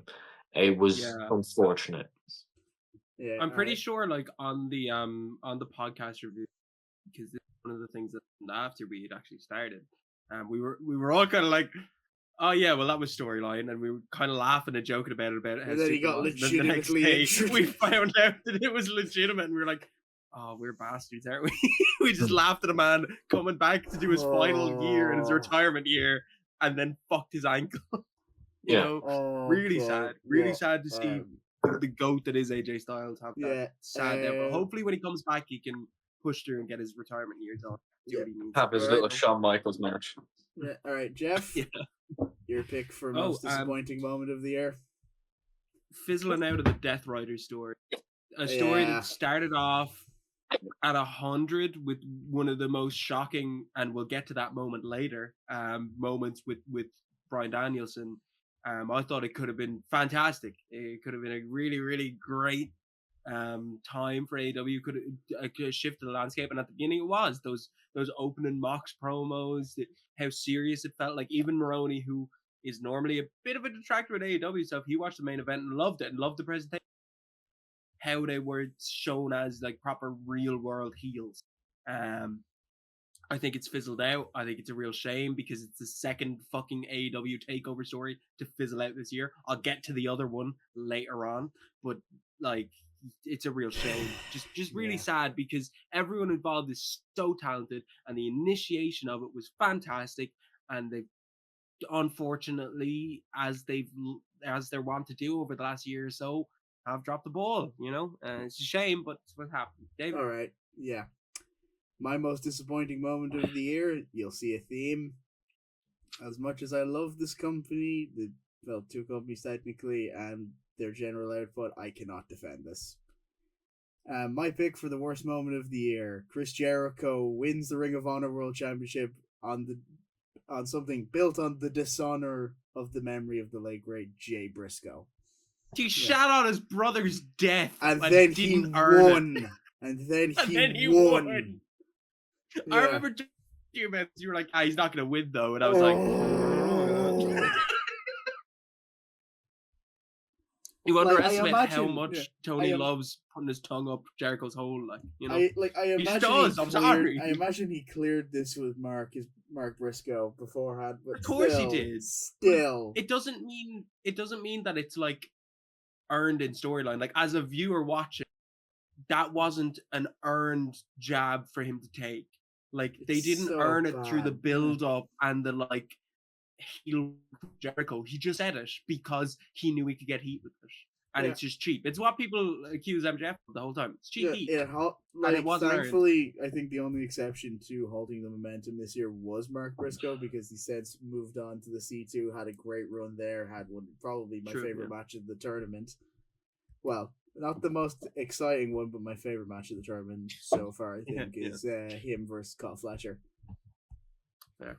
Yeah, Possibly I just think the way that it was used to push this, and to be fair, from what I can tell, it's being used to push for a TV deal for Ring of Honor, but even then, there's a way you could have done this where it didn't need to involve dishonoring someone's memory. Hold on. Okay, let's Never keep have I going. We've got a ever- lot of this stuff. Never have I ever. Come on, brother. Hit us. Oh, is it my turn? Yes. Okay. Right. Okay. I can think of something.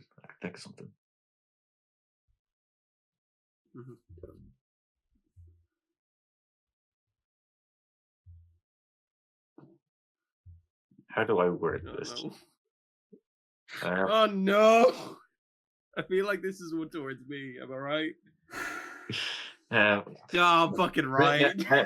Never have I ever committed homosexual acts with another person of the same gender. You're a bastard. I want to point out I had a lot of fun doing those things, so fuck you. Some of which I don't Kerwin's remember, just which there like, worries I me. regret nothing. I do not regret anything. I don't regret anything I remember. But the things I don't remember, a bit sketchy on that, I'll be honest. Okay, so this is my next award might be a slight bit confusing. So this is the most overpushed award. Now, the criteria I had for this is someone who is pushed in a really at least decently high position, but people generally don't seem to be into. Yeah, I think we might have similar answers, but I think just considering the output and the people around them doing better work, that this is where they sort of are. I suppose I'll go first for this. My pick for the most overpushed wrestler of the year is Liv Morgan. Yeah. Correct, sir. Yeah. Yes, I agree. Yes, me and Jeff were one of two awards she's going to win for me. Did you have a choice? My overpushed wrestler for the year of 2024, and I've made this complaint about him multiple times throughout the year. I've been consistent with it. I like to think. Do you? Yeah. Do you really? I have an idea of who it is. Yeah. My overpushed wrestler for 2024 is Sami Zayn. Oh, different. Yeah. I was thinking Rowan. No, I was thinking Sami. Yeah.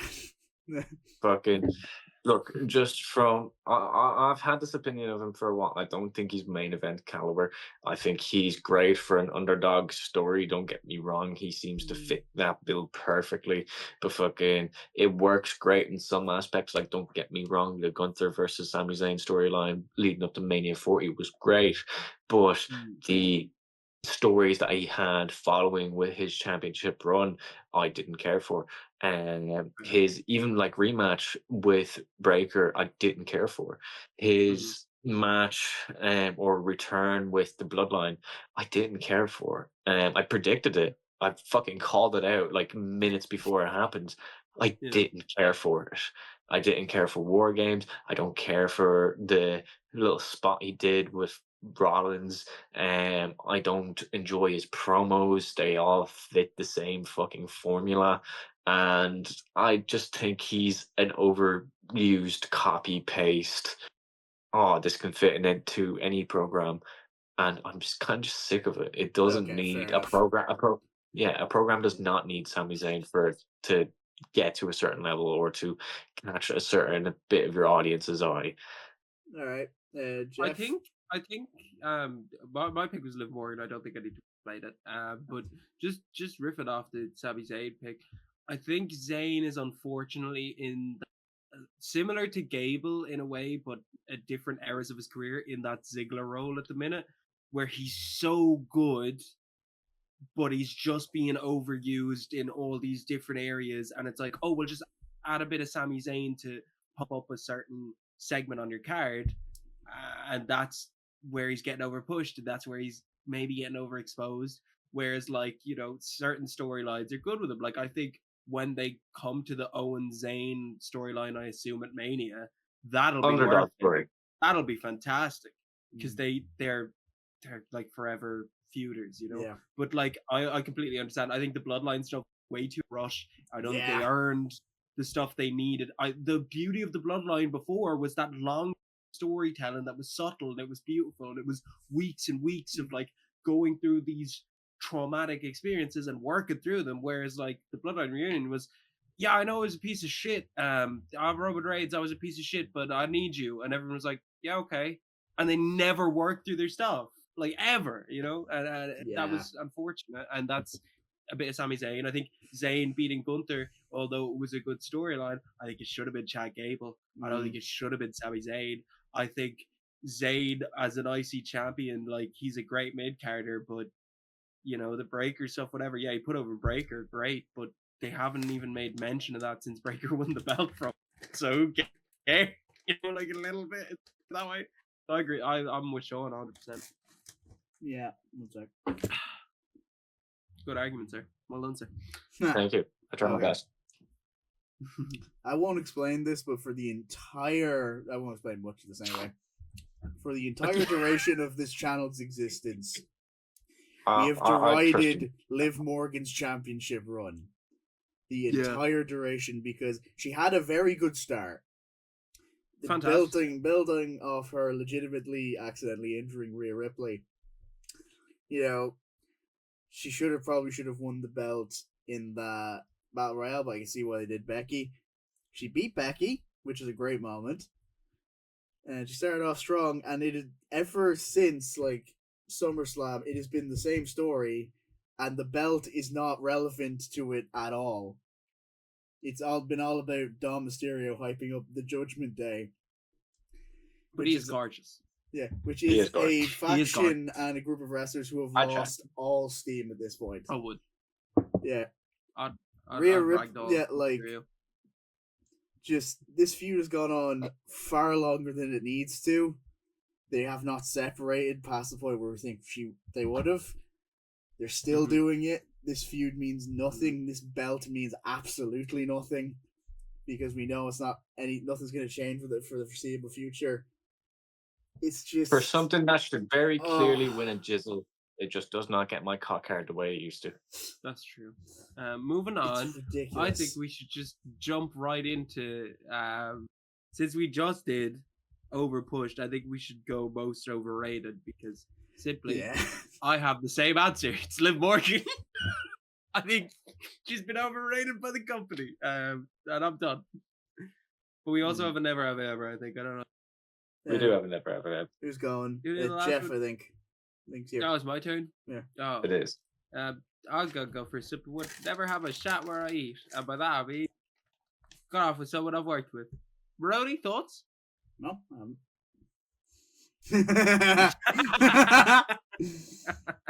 Good lad. Beautiful. So, back to overrated wrestler. It's Liv Morgan. Self-explanatory. David? I have a different answer. Oh, fuck. Okay. Most overrated wrestler of the year for me personally. I'm gonna go with a similar answer. I'm gonna go with. Interest of No, You have another 10 of these. I'm going to go with Sami Zayn. Cool. Fucking told you. Fucking told you. Yeah, which is like, I love Sami Zayn. But like, for the position he's in, he's like, it's not really his fault, but just like, people hype up. It's more to do with the actual bloodline itself, but I think like most people generally do not care about other people except maybe Jacob, who was accurately rated, and Roman, who, you know, like him or hate him, he is the top star of the company and the industry. You're not going to claim otherwise at this point. There is a whole space that Evo of Wrestle Purist did on Twitter the other day that goes into this more in depth. Do that. Yeah, but it's just Sammy. Like, I love him, but he's not hitting for me like it used to, and that makes me sad. Good stuff. Maroney? Most overrated for you? I've got a bit of a rogue shout. Okay, hurry up. most overrated. I love Um, you, but I was in my- the absence. my most overrated wrestler. Shut up, you, Jeff. You've nowhere to be. We've got fucking 12 pubs I've to got fucking somewhere to be. I'm going drinking after this. So Who wait, fucking loves you, like? Fuck me. At least we- 2 people called we Ram and we Dad. started an Fuck me. hour early and fucking we're getting through it at a steady pace, okay? It's 2:45. Suck ass. Okay, will. you fat Let's ginger prick. go. Fucking Bring let it me on, have baby. my time. Just because you're not fucking rambling away doesn't mean you get to stop us rambling away. Kerwin, stop rambling away though. Fucking you Okay, take forever. Sean, what is your pick? My most overrated wrestler for 2024 is Damian Priest. The Yeah. bastard Yeah. has Yeah. Just too keep going. too Yeah. many fucking botches. He doesn't kick out of fucking pins in fucking championship matches. Fuck me. He was overrated. Fucking it Ooh. doesn't matter. You happy, Jeff? Fully disagree. I fully disagree. I love I that. can see where you're Moving coming on. from. I Yeah, can't. You're a fucking idiot. Moving Okay, on. the big one, the big I will negative fight one. you, mate. It's time for the worst Oh, yeah. wrestler of the year. Who did I put down for this? I know who I put down for this. Yeah, I know exactly what I put Kind down of for ironic, this. but I know who I put down for this. Okay, so Since I don't Jeff, take a fucking age to go on, I'll go first. Tagaloa, mate, innit? Tagaloa. Tagaloa, mate. if just look at the edits that people put up of him, ironically, they're great. They're His great. gimmick, his gimmick is botched. It's His Tagaloa. gimmick is that Sean? he sucks. Yeah. Disagree. All right. What do you mean you disagree? It's one of the goats, man. All right, Sean, would you like to go next? Who's your pick for the worst wrestler of the year? I picked Jack Perry for my worst Oh, wrestler of valid. 2024. Yeah. So valid. What a piece of shit. I don't agree, but I can see why. I don't blame you. I fully agree. I'd like to change my He's the statement. most Jack Perry disappointing sucks wrestler. ass. He's the most disappointing wrestler all year, I think. Jack Yeah. Perry sucks ass. It's fault or not. I don't. It's bad. I would like to also point out this is my first time mentioning AEW in the worst of categories. So, Curran, you could suck my fucking I have prolific mentioned arsehole. AEW the most in the worst categories. Yeah. You I've had mentioned it a few times. Yeah, mentioned them in very negative context because I love them and I want to see them do better.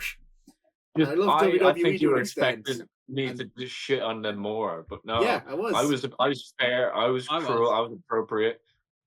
So fucking Yeah. suck my ass. But look, we've all Boys. done stuff we legitimately hate. All right, Sean, just brief explanation. No, fuck his explanation. Let's move on. It's nearly 3 o'clock. I've got Okay. shit to do. Okay. No, so go on. my- Explain, all right, explain Sean. how shit Jack Perry is, brother. Oh, there's so much. From fucking, I can write a book. I don't have all day, but fucking like I've got 12 Give us a volumes. paragraph.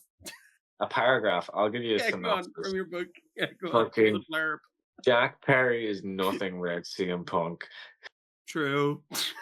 I mean, fucking true. If we went through all the categories that we went through, from biggest disappointment, overrated, fucking worst wrestler of fucking year, I could have selected him for all of them, and I would have had a solid argument for every single one of them. But fucking, you know what? I didn't need to. I had this overall umbrella that caught every single category in one. And I knew he just fitted like a glove. He is not taking the TNT Championship fucking anywhere near the heights that fucking he thought he could. He redesigned it. Cool. Fucking anyone can redesign a fucking title. Rock redesigned the fucking WWF Championship. It didn't even make it to fucking TV the first time round. Fucking, it doesn't mean you're fucking special, mate. Fucking the title you fucking hold, the first fucking 8 championships had a different fucking design for it, anyways. Fucking, it doesn't matter. Look, from the lack of reactions that he gets, to the disappointing fucking matches that he has, to the spots that are putting him and his health at risk that are not worth it. There are so many reasons to put this delinquent, juvenile, fucking careless wrestler, if you want to put that word on him, as the worst wrestler of the fucking year. Okay. Okay, cool. Fair that was enough. really That's brief. that's a Thanks for that. very strong explanation. Fair enough. My pick for the worst I'm wrestler just of the kidding year, with that. and I say worst, it's just because in comparison to their position around everyone else, they are overpushed, but not as overpushed as Liv. You They're hit the last just four. not doing, like, they're not giving the amount of work that the company's gone into promoting them. My pick for the worst Okay. wrestler of the year is Jade Cargill. Yeah. Oh, boo! Ooh, Oh, fuck. big boo! Big No, boos! I can Big live boos. with it. I can live with They it. put I they can put respect so it, but I much can also effort into boo it. promoting her. Like they've killed Bianca Belair's momentum by putting her in a tag team with her. She's in And the just Fed a like- year. She's still on a tag team. Yeah. D- Yeah, but like just for the yeah, I amount of suppose. hype and effort they put into her, they're clearly not getting the return on investment they wanted, and we know this for a fact because she was taken out of the fucking War Games match. Yeah, I mean, Yeah. AEW did better with her. I would That's argue, exactly. yeah. I had also argued that she has Fair. not really improved. Like she's been on TV more, she's not improved compared to when in AEW where you can visibly see her improve. I'm not putting That's that down to like the training itself. I don't know what it is with her. It's just she is very highly pushed, and just Mhm. everyone around her is far better than she is. Like even some of the younger people. Like I would argue a lot of the Yeah. rookies, including some that come up this year, like Laura Valkyria. I say rookie, she's been around for a decade, but yeah. Yeah, that's it. It's not fair, like saying a rookie. Yeah, but like even some of the NXT Cargill. ladies that I have seen, like people who've only recently started wrestling, like say Kalani Jordan, for example, or so. How long has Kalani Jordan been wrestling though? Like a year and a half. Jade's been wrestling Yeah, that's for fair. the Yeah, better yeah, part of that's 5 years. Yeah, I just want to make sure. 5 years she has not been wrestling. She's been around since the Wait. pandemic. I- She's been around since the pandemic. She was TBS champion for almost 2 years. The pandemic wasn't 5 years ago. No, but- she Yeah, like it she was. fucking was. Oh, fuck it is. Yeah, it's Yeah, this was before the TNT title 6 existed. years and This was fucking a Shaq. couple weeks. Oh, right. bro. Okay, Yeah. I'm sorry. Jade Cargill ass. Okay, let's. Okay, negative Jesus awards. Christ. Let's start going to the positives. But first, never have I ever. It's my turn. Wait, Jeff, did Alright. you get to say your worst wrestler of the year? No, Yeah, I said it was Tama Tonga, innit? Or no, Tonga no. Oh, Tama yeah. Tonga's the goat. Tama Tonga's just the spider cut. I love him. Okay. Fine. Yeah. Yeah. He Alright, climbed never have around I the War ever. Games cage like a spider. It was It was glorious. fucking beautiful. I loved it. It was okay. the greatest thing at War Games. Like, I'm sorry. My man Alright, goated. before we get Alright, into boys, on to the jizzles. Yeah, before that we have And a never have I ever. ever. Yeah, first of all, Oh, God. Yeah. This sucks. Oh Alright. shit, my phone's on 20%. Plug it in. Plug it in. There's nowhere near fucking to do that, but we'll cross that bridge when we get to it. Alright, never have I ever gotten DMs from a friend's ex. Gotten saucy DMs from a friend's ex. Ooh, let me think.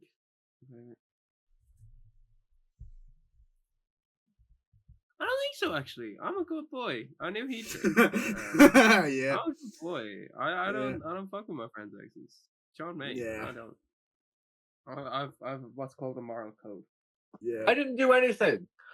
No, Didn't I'm do just anything. You were a saying victim, you to be fair. received saucy texts, not saying you Exactly. actually did anything with them. I'm trying to think. Have I? Hold on. No, he's got the second can out. Let's go.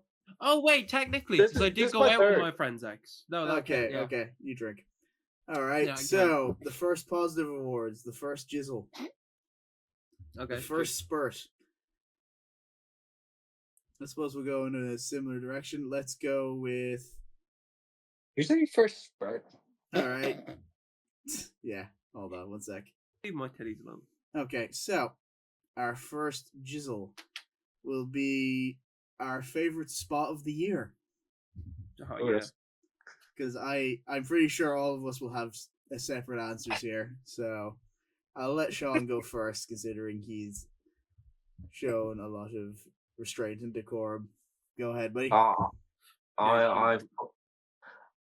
I would like to tell a story before I tell you folks. Go ahead. Tell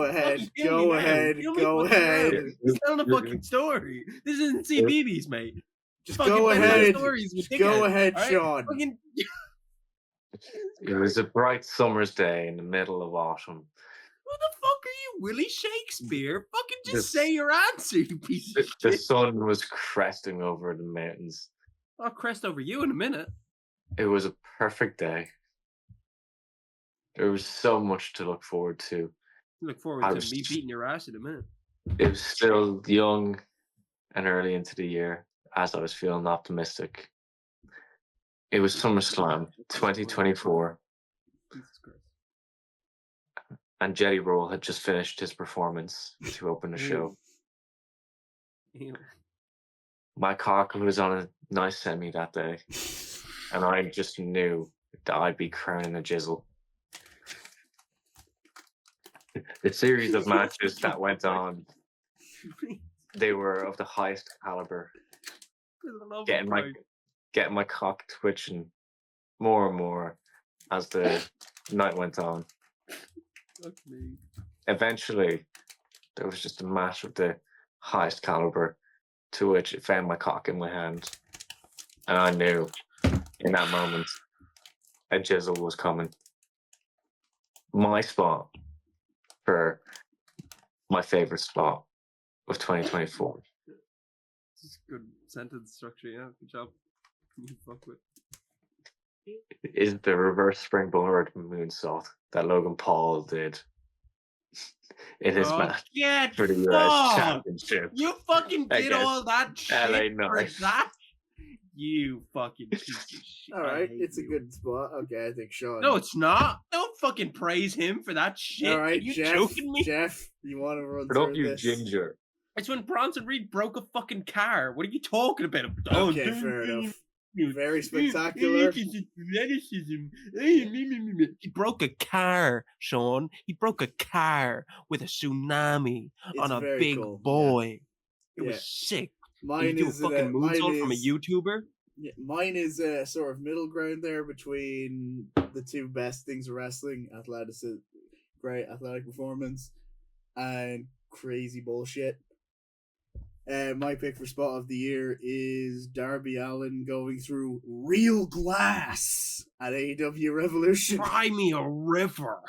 It is the most, Darby is known for death-defying stunts. Even recently, I thought about putting him taking a Star Splash off the fucking apron from last week's Dynamite. But no, it's just this was the most visually spectacular thing that I have seen this year. Was that Sting's retirement when he did that? 20-foot fucking drop. The glass is being held up by chairs, so he just plummets through it. You can see the cuts and blood forming out of his back. It is awesome, and it almost stopped my heart when I watched it live. Holy you happy with your shit. fucking moonsault bollocks, Maroney, huh? Alright. But anyways, Alright, never get have real, ever, man. Yeah, never have ever. It's back to Sean. Ah, yes. Okay. Oh no, I've shot on him for the last 5 minutes. He's gonna kill me. Oh no. I'm worried now because I'm out of ammo for him, and he could load up a Reika shot at this point. Oh, you piece of shit! No, I can't go with that. I genuinely can't go with that. Can you actually not go with it? Oh god. No. It's worse than my first one, by a country mile. Oh, I think I So, know. yeah, just find one. Never have I ever headbutted my toilet on a night out. Wait, can I get Never. definition of my? Mine. Ah. Cheers. Alright, moving C- swiftly on. CTE. CTE. Alright, I'll just go with a quick one because I think you and me might have the same one, Jeff. Your favorite return this year? My favorite return. Oh, All right. do we wait? Do we? Let me find it. I think Who's I your do. favorite? yeah. All right, Sean. I don't know if we do. All right. Just off the top of your head, who do you think who was your favorite return this year? Yeah, Sean. Oh, Wait, is it me. Sean? Yeah. Oh, I thought it was me.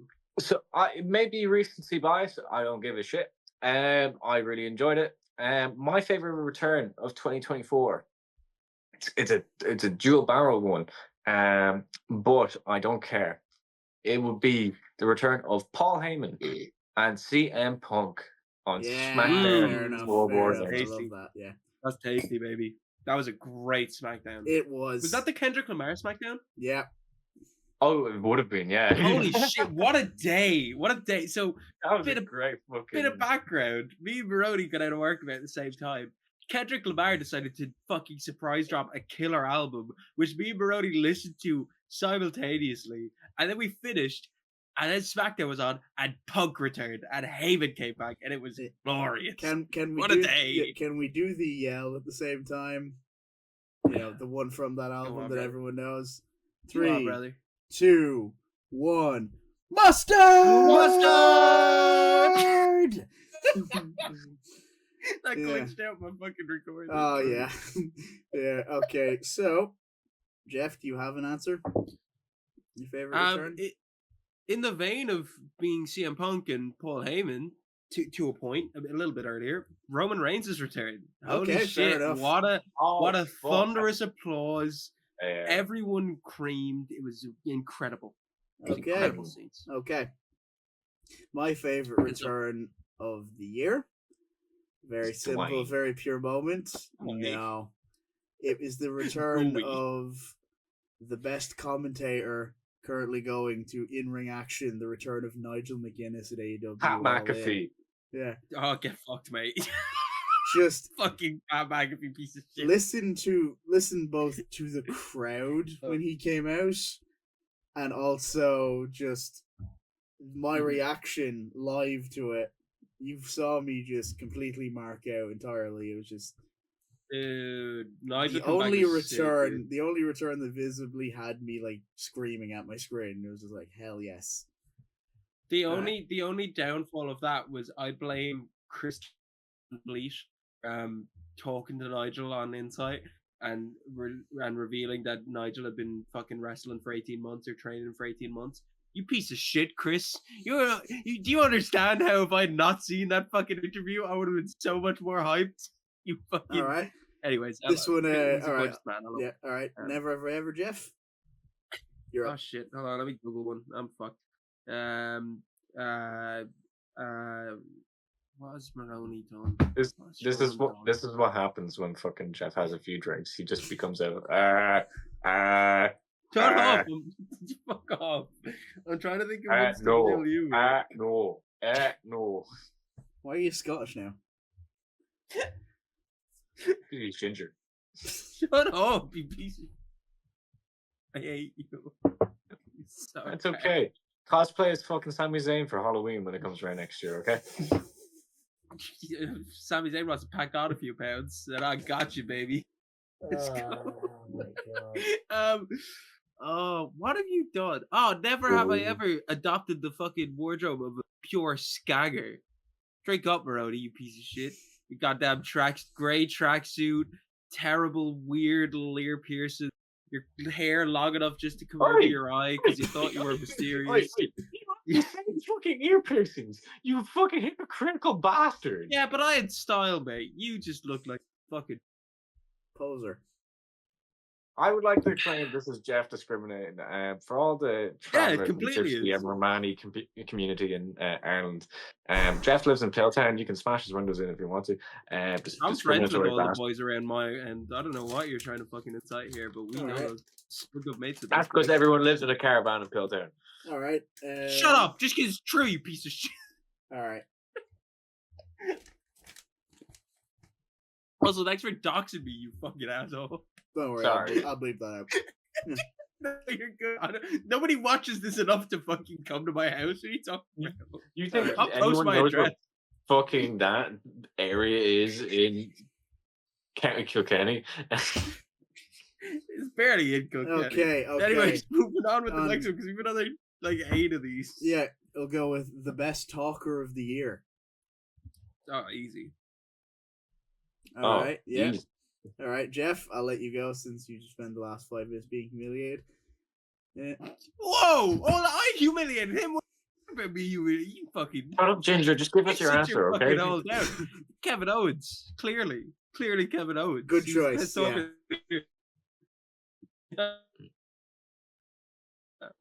Need I say more? Kevin Owens, great promo work against Cody Rhodes. Need I say Great more? I work. wish you didn't. Great. You're a piece of shit, you know that?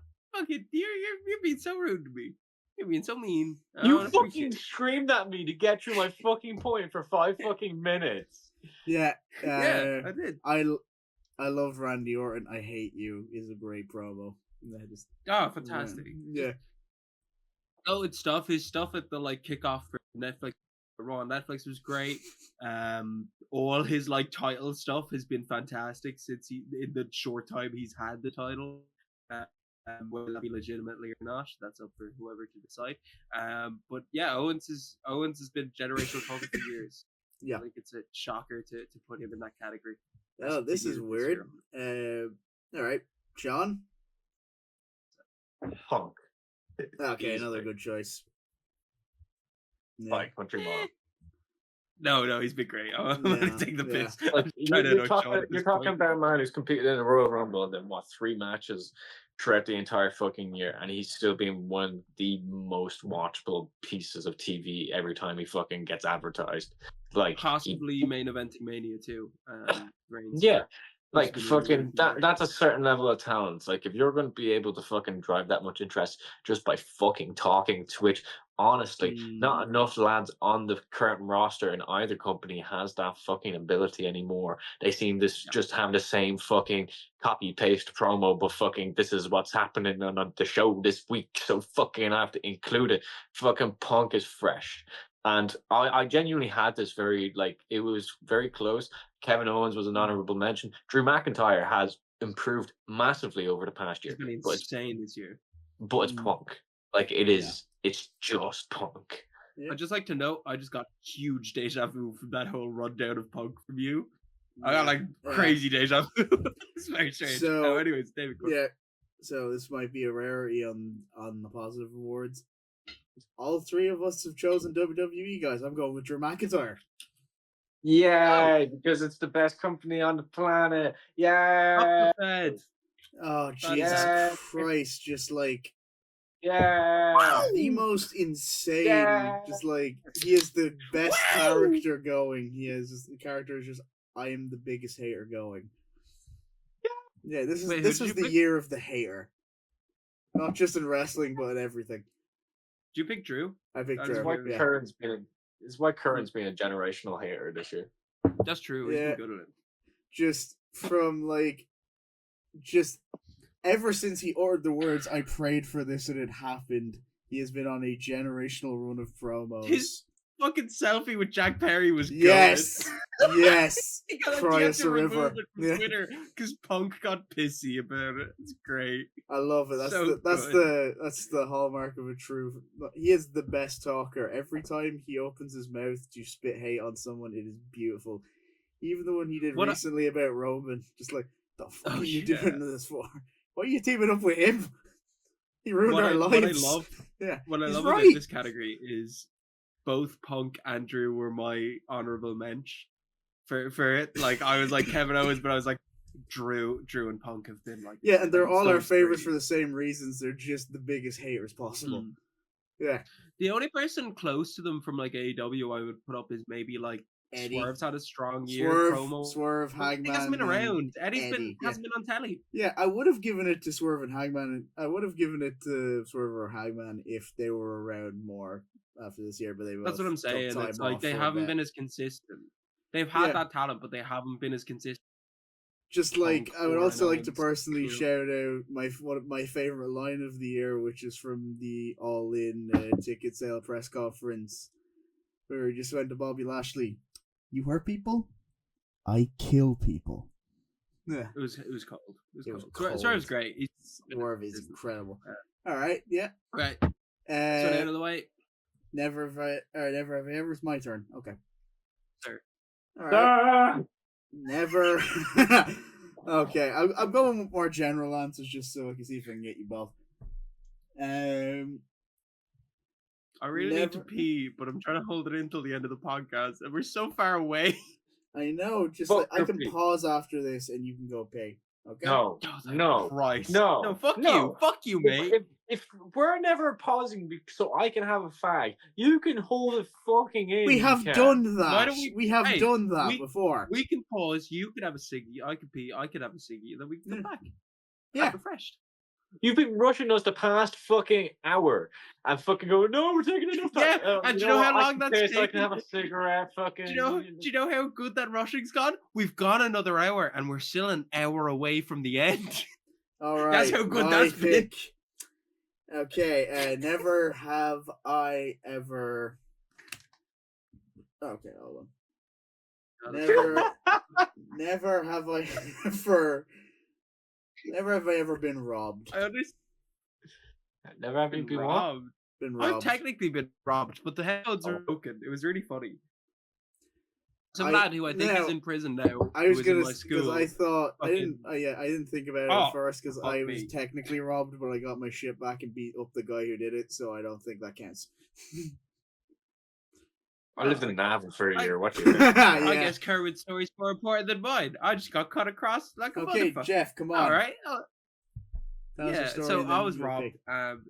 I was in school and I was robbed. But the headphones that the man robbed were broken, and also I've been justified because the man I think is either in prison or was in prison recently for robbery of a bank. So I started that career. I gave him his push that he needed, and I respect him. Shout out to you. Keep robbing. All right, and we're gonna take a short break. Can we pause now so I can pee and have a cig? Yes. Yeah. Okay, our next category is most underrated. Oh. Have that.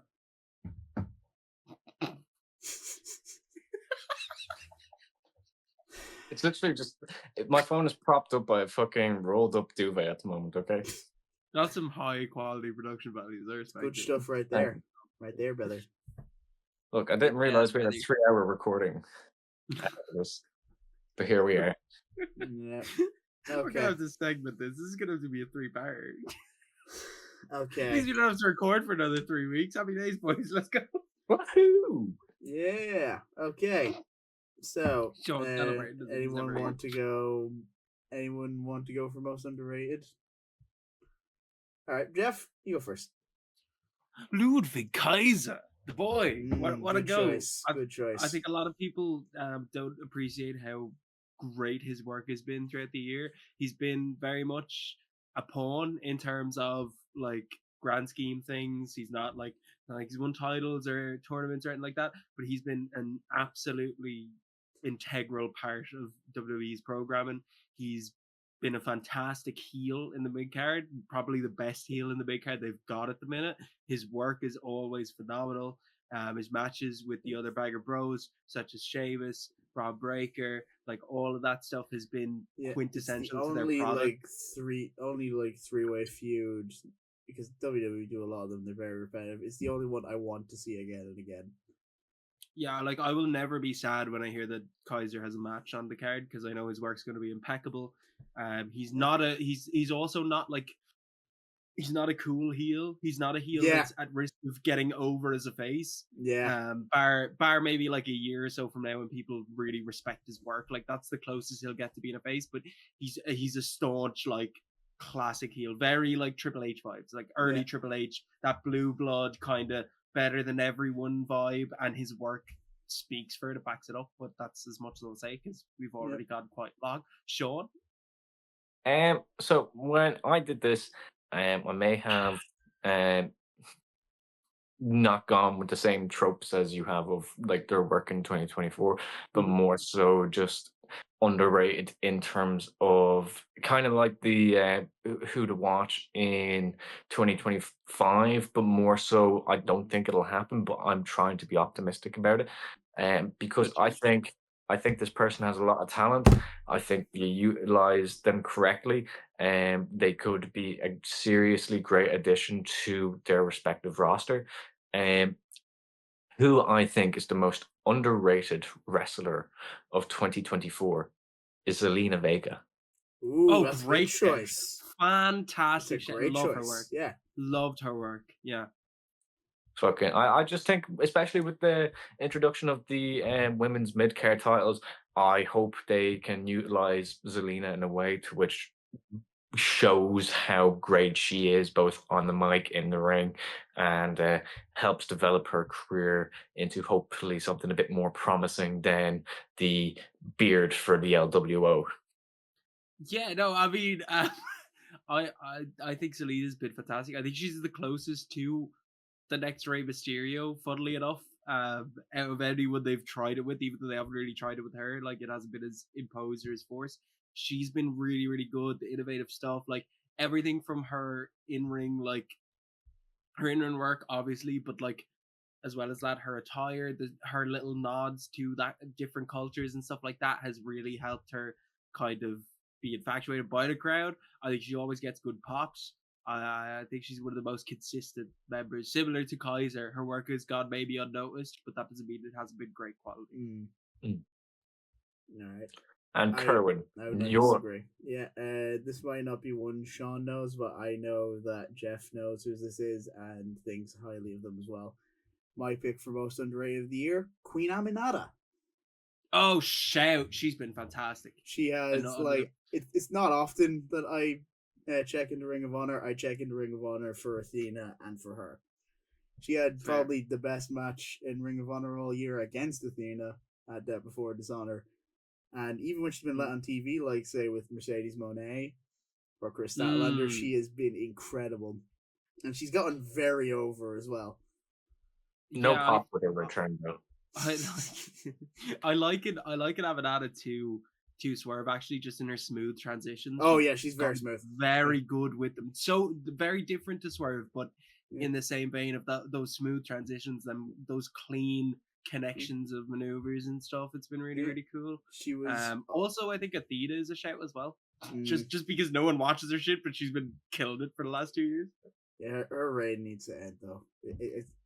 I think it's like reaching like that Roman Reigns. It should probably end at 39 level. Yeah, fair. Yeah, like Aminata is incredible. She's also involved in my favorite finish of the year, where Billy Starks baited her into like showing sympathy, and then she got choked out for it. Great finish. She sold it perfectly. It was beautiful. But yeah, Aminata is someone who deserves the world. I expect big things for her, just based off her performances this year and just how popular she's become in a very short amount of time. Okay, this one sort of goes hand in hand, but in the opposite direction. The breakout star of the year. All right. Are you forgetting something, Kerwin? Never have I ever. Okay, Sean. Whose turn is it? Oh, is it my turn? Yeah, it's your turn. Come on, let's say it's yours. Yay! Okay, lovely. Right.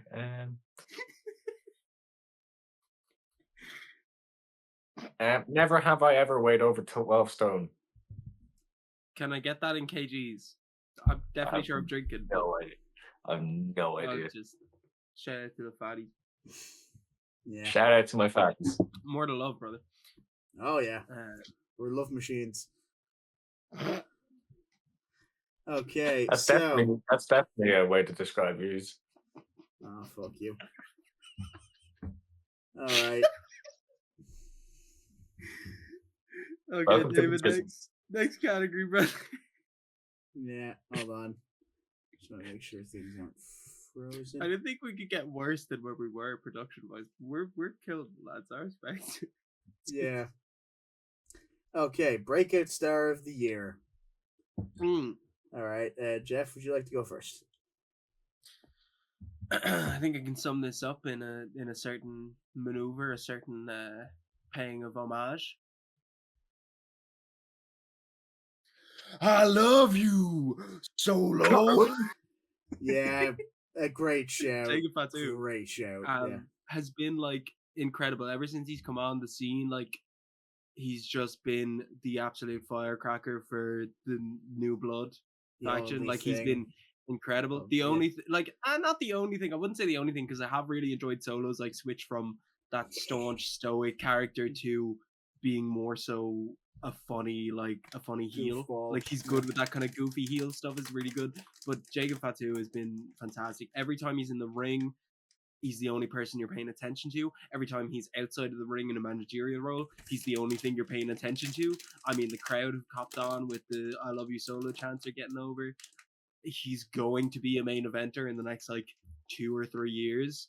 If he doesn't win the world title in the next 2 or 3 years, I'll be very surprised because he's just so good. He's undeniably one of the best performers they have at the minute. Like simple as. I think it could be best summed up as they didn't debut him for a while because they thought he would overshadow everyone else in the New Bloodline.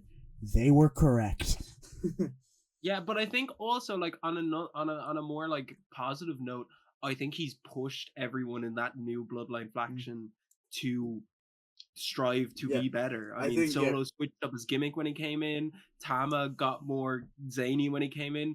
Tongaloa did the same when he came in. You know, but like most of them have changed the game for it. Just like I think, you know, people are expecting certain matches, but the one everyone wants to see is Roman versus Jacob. Yeah, like that's a main event caliber match on any card. That's a WrestleMania match right there. Oh, people might not say that, but I do. It is a WrestleMania match.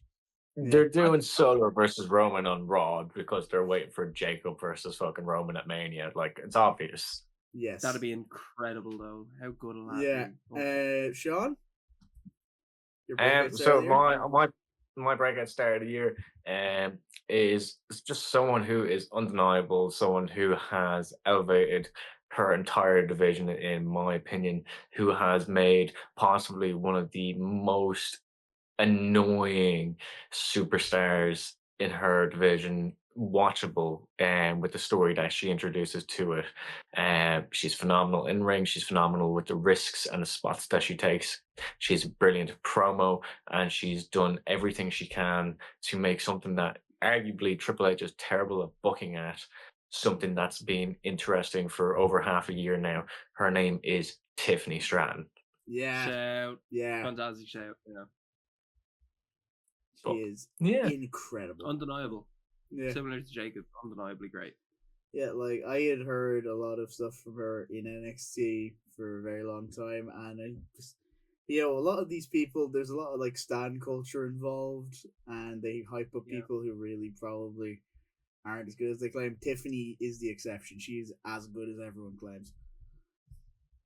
Yeah. Yep, she is absolutely. That's a great shout. My breakout star of the year.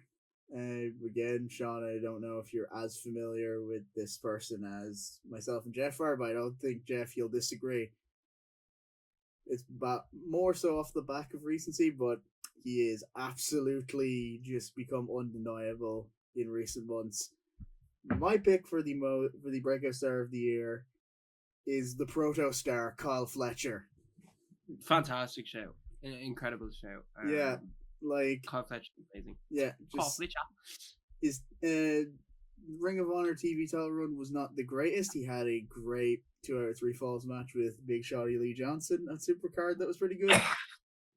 But as soon as he turned he was already healed. As soon as he turned on Will Ospreay, just everything he's done since then has been absolutely incredible. Like I mentioned earlier in this recording, he had my favorite match of the C2 with Mark Briscoe, which was incredible. Just like he beat Will Ospreay. Yeah, he beat Kazuchika Okada. Yeah, which is another great match. He's beat Ospreay. He like with Jacob, if they don't put the world title on him within like the next 3 years, they're clearly doing something wrong. Like like the big comparison for him, and more so not in style, but definitely in terms of just menace and character, is Randy Orton, like early Randy Orton, and I can see that. Legend.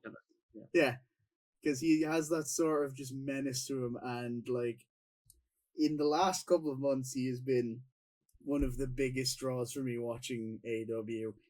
anything he's involved with generally pretty good. He's been the MVP of the Continental Classic this year. Yeah. And I look very much excited to see what he does next year. Because especially as they're going to a big stadium show in his home country. Yeah, he's gonna get a big push for that. Yes, I'd like is. to pop in Yeah. just a couple of honorable mentions. Yeah. We've mentioned her before, Naomi. I know not breakout star because she's been in the business so long, but like she's had a really great year in terms of in-ring work and really underrated throughout the year, I think. I will also put I an honorable think- mention that I'm sorry, go ahead. Don't fucking you fucking stop it. I'm sure about that. Yeah, she's been great this year. Her booking's not been great, but her She's performance. been I think you should really, really consider that. Why? Okay, Sean. We get. Yes. Okay, it's okay. All right, Jeff. Just you finish your thoughts about Naomi because I will go through an honorable mention. I'm shocked. Sean especially didn't pick. Braun Breaker. Break man. Yeah, the big Steiner man. Yeah. Like Braun has had an incredible year. He's definitely been the best NXT call up since the 2.0 era started. I know we're not in that era anymore, but he has been the best call up NXT has had in like the last 5 years. Genuinely incredible. No, 100%. I don't worry as much as like Tiffany or Kyle. Like he will have a world title within the next 2 years. That is a guarantee. Yeah. I'll be surprised if he doesn't end 2025 as a world champion.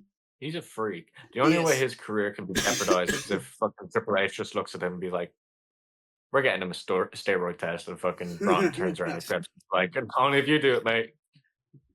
Can you just imagine he gets released and then is unleashed on the wrestling world? Oh god. Oh dear lord. Think of all the roids he can take then. All right. You'll Ben Waters. Another honorable mention, even though it's more so the end of last year, Swerve Strickland. Yeah, Swerve's kind of had his year though. I feel in terms of breakout, he's had his year. I think not to diminish him, he's fantastic, obviously, and a key player, but he's a solidified main event caliber talent at this point. He lost his title. Someone who's retired now. I don't know. Yeah, but he's also the highest paid male wrestler going. Really, What? People He's were what? pissy about his contract. Like, what are you talking about? People were annoyed he got paid, brother. My last honorable mention, Mariah May. Fair. I didn't give She's it to had a her great year. purely because she had the booking around her title reign, not her fault. Yeah, her Anything booking's been she's shit. done has been great. It's just she's not been given much. All right, who's never ever now? Jeff, I think. Jeffrey Charles Coonsworth. Oh, did never have ever fallen asleep on a stream. Motherfucker. I'm getting you next. Okay. All right, so let me take a look at the categories Oh. and make sure I had the right ones. Boys, my friend has arrived. I think. I may have to dip off in a few minutes. All right, we'll just get How through many have these we got left? quickly. Then we have. Okay. I think we just have veteran match pay per view and wrestler of the year. We'll get through that. Okay. Favorite veteran of the Cool. year, because I think you and me might have a similar answer. Sean, you go first. Wait, who did I put down for this? Okay. My favorite veteran for this year, and you will disagree with me in this, but I do not care. My favorite veteran for this year has been a legend killer, has been the Apex Predator, has been the Viper. It is because of the amount of talent he has put over and how selfless he has been in multiple storylines and using his age as a factor of selling throughout the past year. His name is Randy Orton. That's a good shout, honestly. I don't disagree with you Cheers. in there. Pretty good shout. Fantastic, yeah. Jeff? Great year for Randy. I think in terms of veterans, my favorite has been the boy. The recency bias of him might be on there, but the body, Jesse Ventura. fantastic. Oh, What a fuck return. off. What a return to form. He's great. He brought back a much needed thing in commentary, which was a heel commentator, which WWE haven't had for a while. It was nice to see someone do it correctly.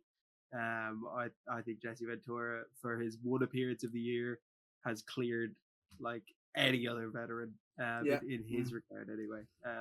As a true, like, the guy's been gone for like nearly 4 decades. Yeah, mine has He been came back and killed it.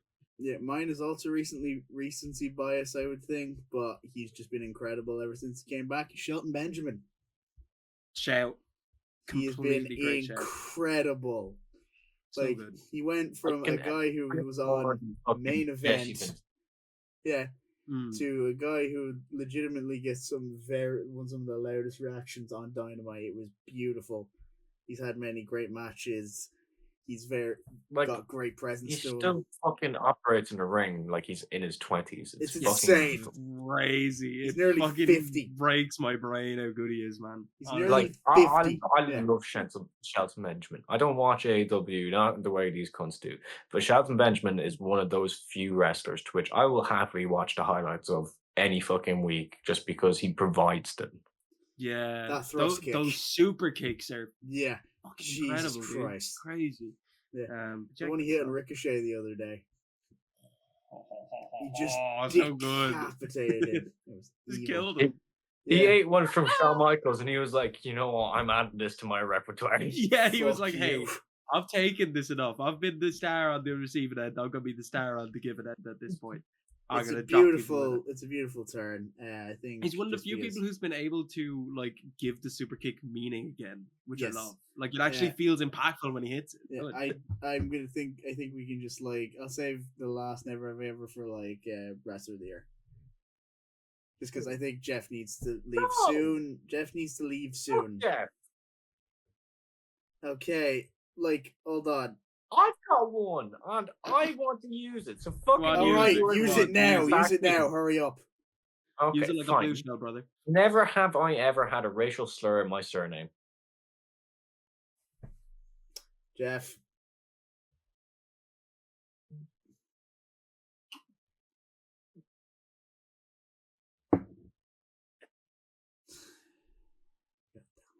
You son of a bitch. Thank you. Son of a bitch, brother. It's not my fault.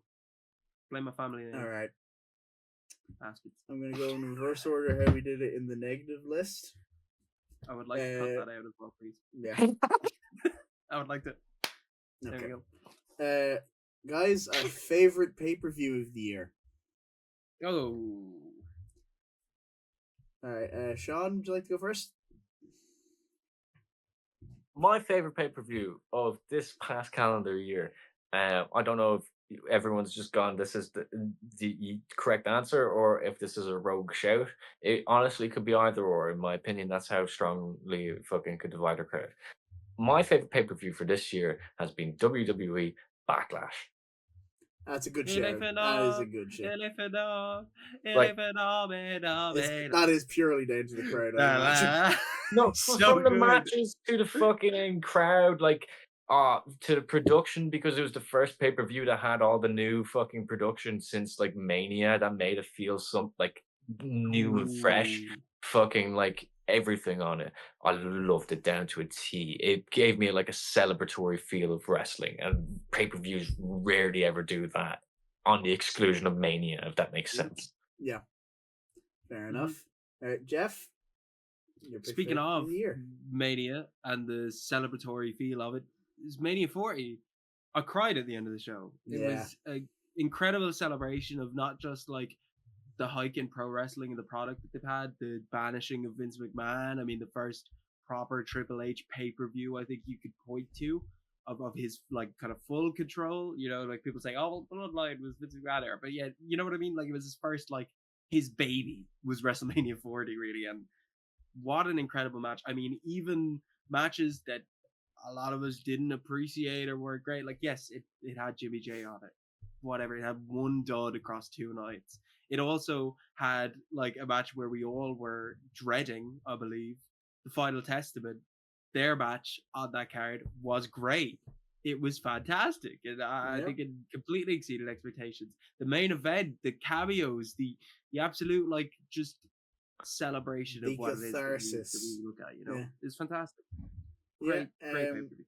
I was going to originally put WrestleMania as well, but as I looked towards another show that made me feel that way at the end of it, and then I looked at the card and I remembered, oh yeah, I really liked all of this. And my pick for pay-per-view of the year, AEW Revolution. Fair. Boo!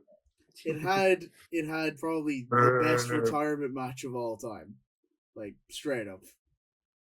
Straight up was like Sting and Darby versus the Bucks. My God, it was the right choice to have Sting go out undefeated. It was incredible. As I mentioned earlier, the fucking table spot with the glass. Just being Sting had the perfect like retirement run, I would think. Yeah, but like all the other matches. Nah, so we'll get to that. Other matches like Ospreay versus Takeshita, I think because of Ospreay and Danielson, it gets overshadowed. That was incredible. That was an incredible match. Killer match. Samoa Joe, the triple threat, Samoa Joe, Hangman, and Swerve, which was also incredible. Told a great story. Yeah. Also, Blackpool Combat Club versus FTR, which was very, very good. Yeah. Probably the best tag match of the year. Yeah. Probably. Like, the only other rivals that maybe the like Saturday main event on Mania 40. Just for star power and quality of that. Like, it was star power, Sean. You can give it all you want. Great little sprint, Roderick Strong and Orange Cassidy. Mm-hmm. Where he just fucking murders him. Yeah. It's beautiful. And another one of my favorite matches of the year, Eddie Kingston versus Bryan Danielson 3. So fucking good. It was great. I loved it. It was the last really great moment for Eddie before he lost titles and got injured. And obviously just the way I don't think I've ever felt after a pay-per-view the way I felt after Revolution. Just everything just hit for me, even some of the lesser stuff. Like, even that was good. Like, the All-Star Scramble match, which is just get the meatiest lads you can find in Chris Jericho. And just have them kill each other. That ruled. Tony Storm and Deonna Purrazzo. Great. It's beautiful. Okay, so, from that to favorite match of the year. Alright, Jeff. Oh, we had a favorite match of the year? Yeah. Oh. Jeff? Oh, we did. Hangman Swerve lights out cage match. That is a very good show. One of the most pure, like, defining moments of a feud I've ever seen. I mean, I was very worried in the lead up how they were going to match the tone that they set with the promos and the burn of the house and everything like that. Matched it. They matched it beautifully. The cinder block, the syringe, like, yes, it's glorified violence. Yes, I understand people's anger with it, and maybe not for them, but it was the greatest cathartic moment of a feud I've seen this year. Yeah, that final closing shot of a Hangman, like, you know, having a crisis of conscience, walking back, and then hearing the crowd scream just because they didn't want to see more violence being inflicted. Great. It's a beautiful thing. Sean, your pick for match of the year? Mine is the obvious answer, and like it is, regardless of your opinion or whatever you put down to try and seem original and unique. It is the obvious answer. What do you mean? Everyone knows the objectively correct match of the year is Drew McIntyre versus CM Punk in Hell in a Cell at Bad Blood. It was in my debate. It was up there with that. Yeah, it is my runner-up. It's not what I put. Yeah. But I would not. I do not blame you for putting that. I love that match. Fantastic match. Made Hell in a Cell feel violent again. Yeah. I missed everything but like the last 5 minutes of it live, and I went back to rewatch it knowing who won, and I still loved every bit.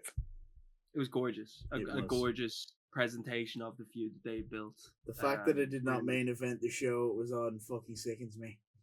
That's the reason it's my least favorite pay per view Yeah. of the year. But yeah, it's fantastic. It's Fantastic. it's such a good match. I will gush over Pug as much as I can. Yeah, It's insane. mine is what I imagine a lot of other people put down because it's fairly obvious. It is just everything I want out of wrestling. My match of the year, very obviously, Bryan Danielson versus Will Ospreay at AEW Dynasty. Incredible Jesus match. Christ! Yeah, Pure like glorified wrestling. people talk this up a lot. It is one of the only matches where it not only lives up to the hype, it is you need to see it to believe it. It is just insane. The final spot of just like the Mexican standoff between the Ryosakuni and gunslinger Hidden fucking Blade. vibe. Sick. It got a 6-month storyline out of the ending of it because of the Tiger Driver. Yeah, it not only established why these two are considered the best wrestlers in the world. It is an incredible moment. It enhanced the pay-per-view it was on. It firmly established why these two guys are in the position that they are, why they deserve to be there, why everyone says they're the best ever. Sometimes the obvious answer is the right one. Drew McIntyre versus CM Punk at Hell in a Cell. Okay. Okay. The big one. Before. Oh, we already had the big one? I thought we had like 2 more. Well, yeah. Hold on. I'll pause for a sec. All right. Well, they were on the list. So. Yeah. Okay. Sean, your best segment of the year. Okay, my best segment's a bit of an odd one, and I'll happily admit that before going into it. Because it's not on your traditional weekly wrestling television product. It's not on a pay-per-view. It's not on a secondary company, whatever the fuck they put on YouTube, etc. It quite simply, in my opinion, is the culmination of a wrestling career that has spanned over 3 decades, that has been nothing but wanting to put other wrestlers on the fucking map. And I think it's perfect from start to finish. It has no interest in delving or selling the future, and still it does that perfectly. But it would be Paul Heyman's Hall of Fame acceptance speech. Yeah. Yes, sir. Fantastic. Incredible. I just think it's flawless start to finish. It's brilliant. The only thing I think can't cancel me, vibe, but like I don't care because it's Paul Heyman. They it's can't perfect. cancel me because I'll just come back bigger and stronger. Ugh. Like out of anyone else, to do opening with, yes, I fucking do. He knows who he is. Yeah. Paul Heyman, he's earned every bit of like, it. despite being gone for so long this year, he's had a pretty good year, honestly. Fantastic year. David? Yeah, my pick for segment of the year, very simply, is going to... It's also not on TV. It is probably also my favorite promo of the year. It is Hangman Page's return promo. It is the most violently emotional he has ever been in character, and just for personal reasons I will not go into, it is something I related to a hell of a fucking lot. Just the way he said, just the way he described, he broke into my home, he threatened my family. You don't understand what that's done to me. Yeah. As he's walking through the I house, gave them everything I had, and they chose him. It's such a good snapshot of why people love both of these guys and this feud, because it fundamentally changed both of them for the better, at least in a character sense. It is incredible. Yeah. And okay, we have our second to last category, best surprise moment. Whoa. All right, Jeff. I have my segment of the year. Hurry up! I haven't even given mine. No. Fuck you! Wait. Before Mine- Jeff goes, we forgot something with this. I Never didn't have do my. ever. Hold on, I didn't do my best No, segment yet. we didn't do it before this fucking category. So Okay, just do it quick. never have I ever. Whose turn is it? I don't know. You go, mate. You. No, I'm because ready to go. I went last with the surname. Okay, it's Jeff. It's Jeff. Oh, I don't fucking care, man. I'll just drink. I don't care. I need to Okay. get this That's finished. enough for him. Neck it. Do it. Neck it. Yeah. Right. Your So second my of the segment year. of the year. New Day breakup. Yeah, Incredible. yeah, I can see Fantastic. why. Done. I Right. Next one. so what? Okay. Let's Yeah. go. I You gotta broke your go. neck. So what? Pour Okay. another drink. Best surprise moment of the year. Right. Never have I ever. Sean. Best surprise moment of the year. And what do I put down for this? Just a moment.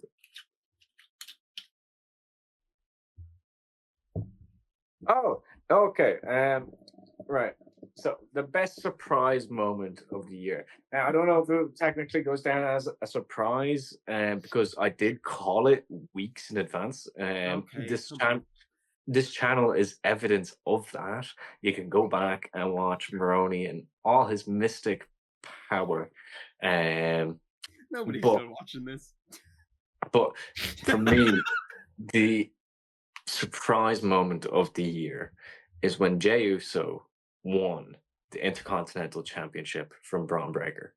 Great Fair. moment. Yeah. Shame it didn't amount to much in the end, but yeah, great moment and a great moment for you. It is not his fault. I blame Roman. Yeah. Yeah, true. Okay. Jeff? Danielson getting murdered. Yeah. Danielson getting absolutely pugged out by a plastic bag in a plumber box. Like The first or second time. I the think first time. yeah. The first time was technically the first. I don't know. He got a plastic bag put over his head after he lost his title. All right, it's sad. It was great. I wanked to it vigorously. Hurry up! I- I need to pee and I need to leave. Okay. One of those I is can gonna hear happen before the Jeff's other. tears in the background. Yeah. My best surprise moment of the year was John Cena announcing his retirement. Great show. It was up there, yeah. Yeah. it's up there. Because we all I knew w- I it would wouldn't come say eventually, but no, just I'd as a say most surprise. surprising. Yeah. But it's what surprised me the most. Because we knew it would happen Yeah. eventually, just didn't know it would happen this This soon soon. or in this manner. Okay. Yeah. So now we Make- get to the big make- one. I had some talks. Are we just gonna do men and women together, or do you want to just Yeah. name your just separate one and then just talk about? Okay, we're gonna do it all at once. All right. Okay, So, okay, all right. So wrestler of the year, the big one. David, go on, shoot first, brother. My wrestler of the year, even so late into their career, on their and even as they leave the spotlight, maybe forever, we don't know. He gave us one of No. the best runs of wrestling in a year that has ever been achieved. My pick for Mhm. wrestler of the Perfect. year, the American Dragon, Bryan Danielson. Beautiful. Yeah. So many of the matches he's had, and we've talked about them. So many of the matches he's been involved in have been incredible. Phenomenal stuff. Whether it was the match with Eddie Kingston Revolution that we've already gone over, whether it was the match with Ospreay that I had as my match of the year, Correct. whether it was the All-In main event that had me screaming, leaping out of my chair in joy. So beautiful. Or even him getting murdered by John Moxley at Wrestle Dream. Beautiful. Even some of the stuff in between, he randomly decides, hey, I'm going to try and get a good match out of Satnam Singh, and he succeeds. 1 in a million. Incredible Yeah, stuff. has one of the best matches at the start of the year with Okada at Wrestle Kingdom. It's a real shame what they did in their final lockup, but yeah. Getting to end his storyline with Nigel McGuinness Great fucking story. Love A nice that. full stop. Yeah. It's just especially it's been heightened by his retirement, but he went out as strong as he possibly could. I loved it. Beautiful. It's all of the things. His match with Zack Sabre Jr. as well. A fucking New Beginning. Love that. Incredible. Yeah. Definitely started Zack's momentum, and now obviously he's the IWGP World Champion. It's been a great year for Brian. He's elevated everyone he's been in there with.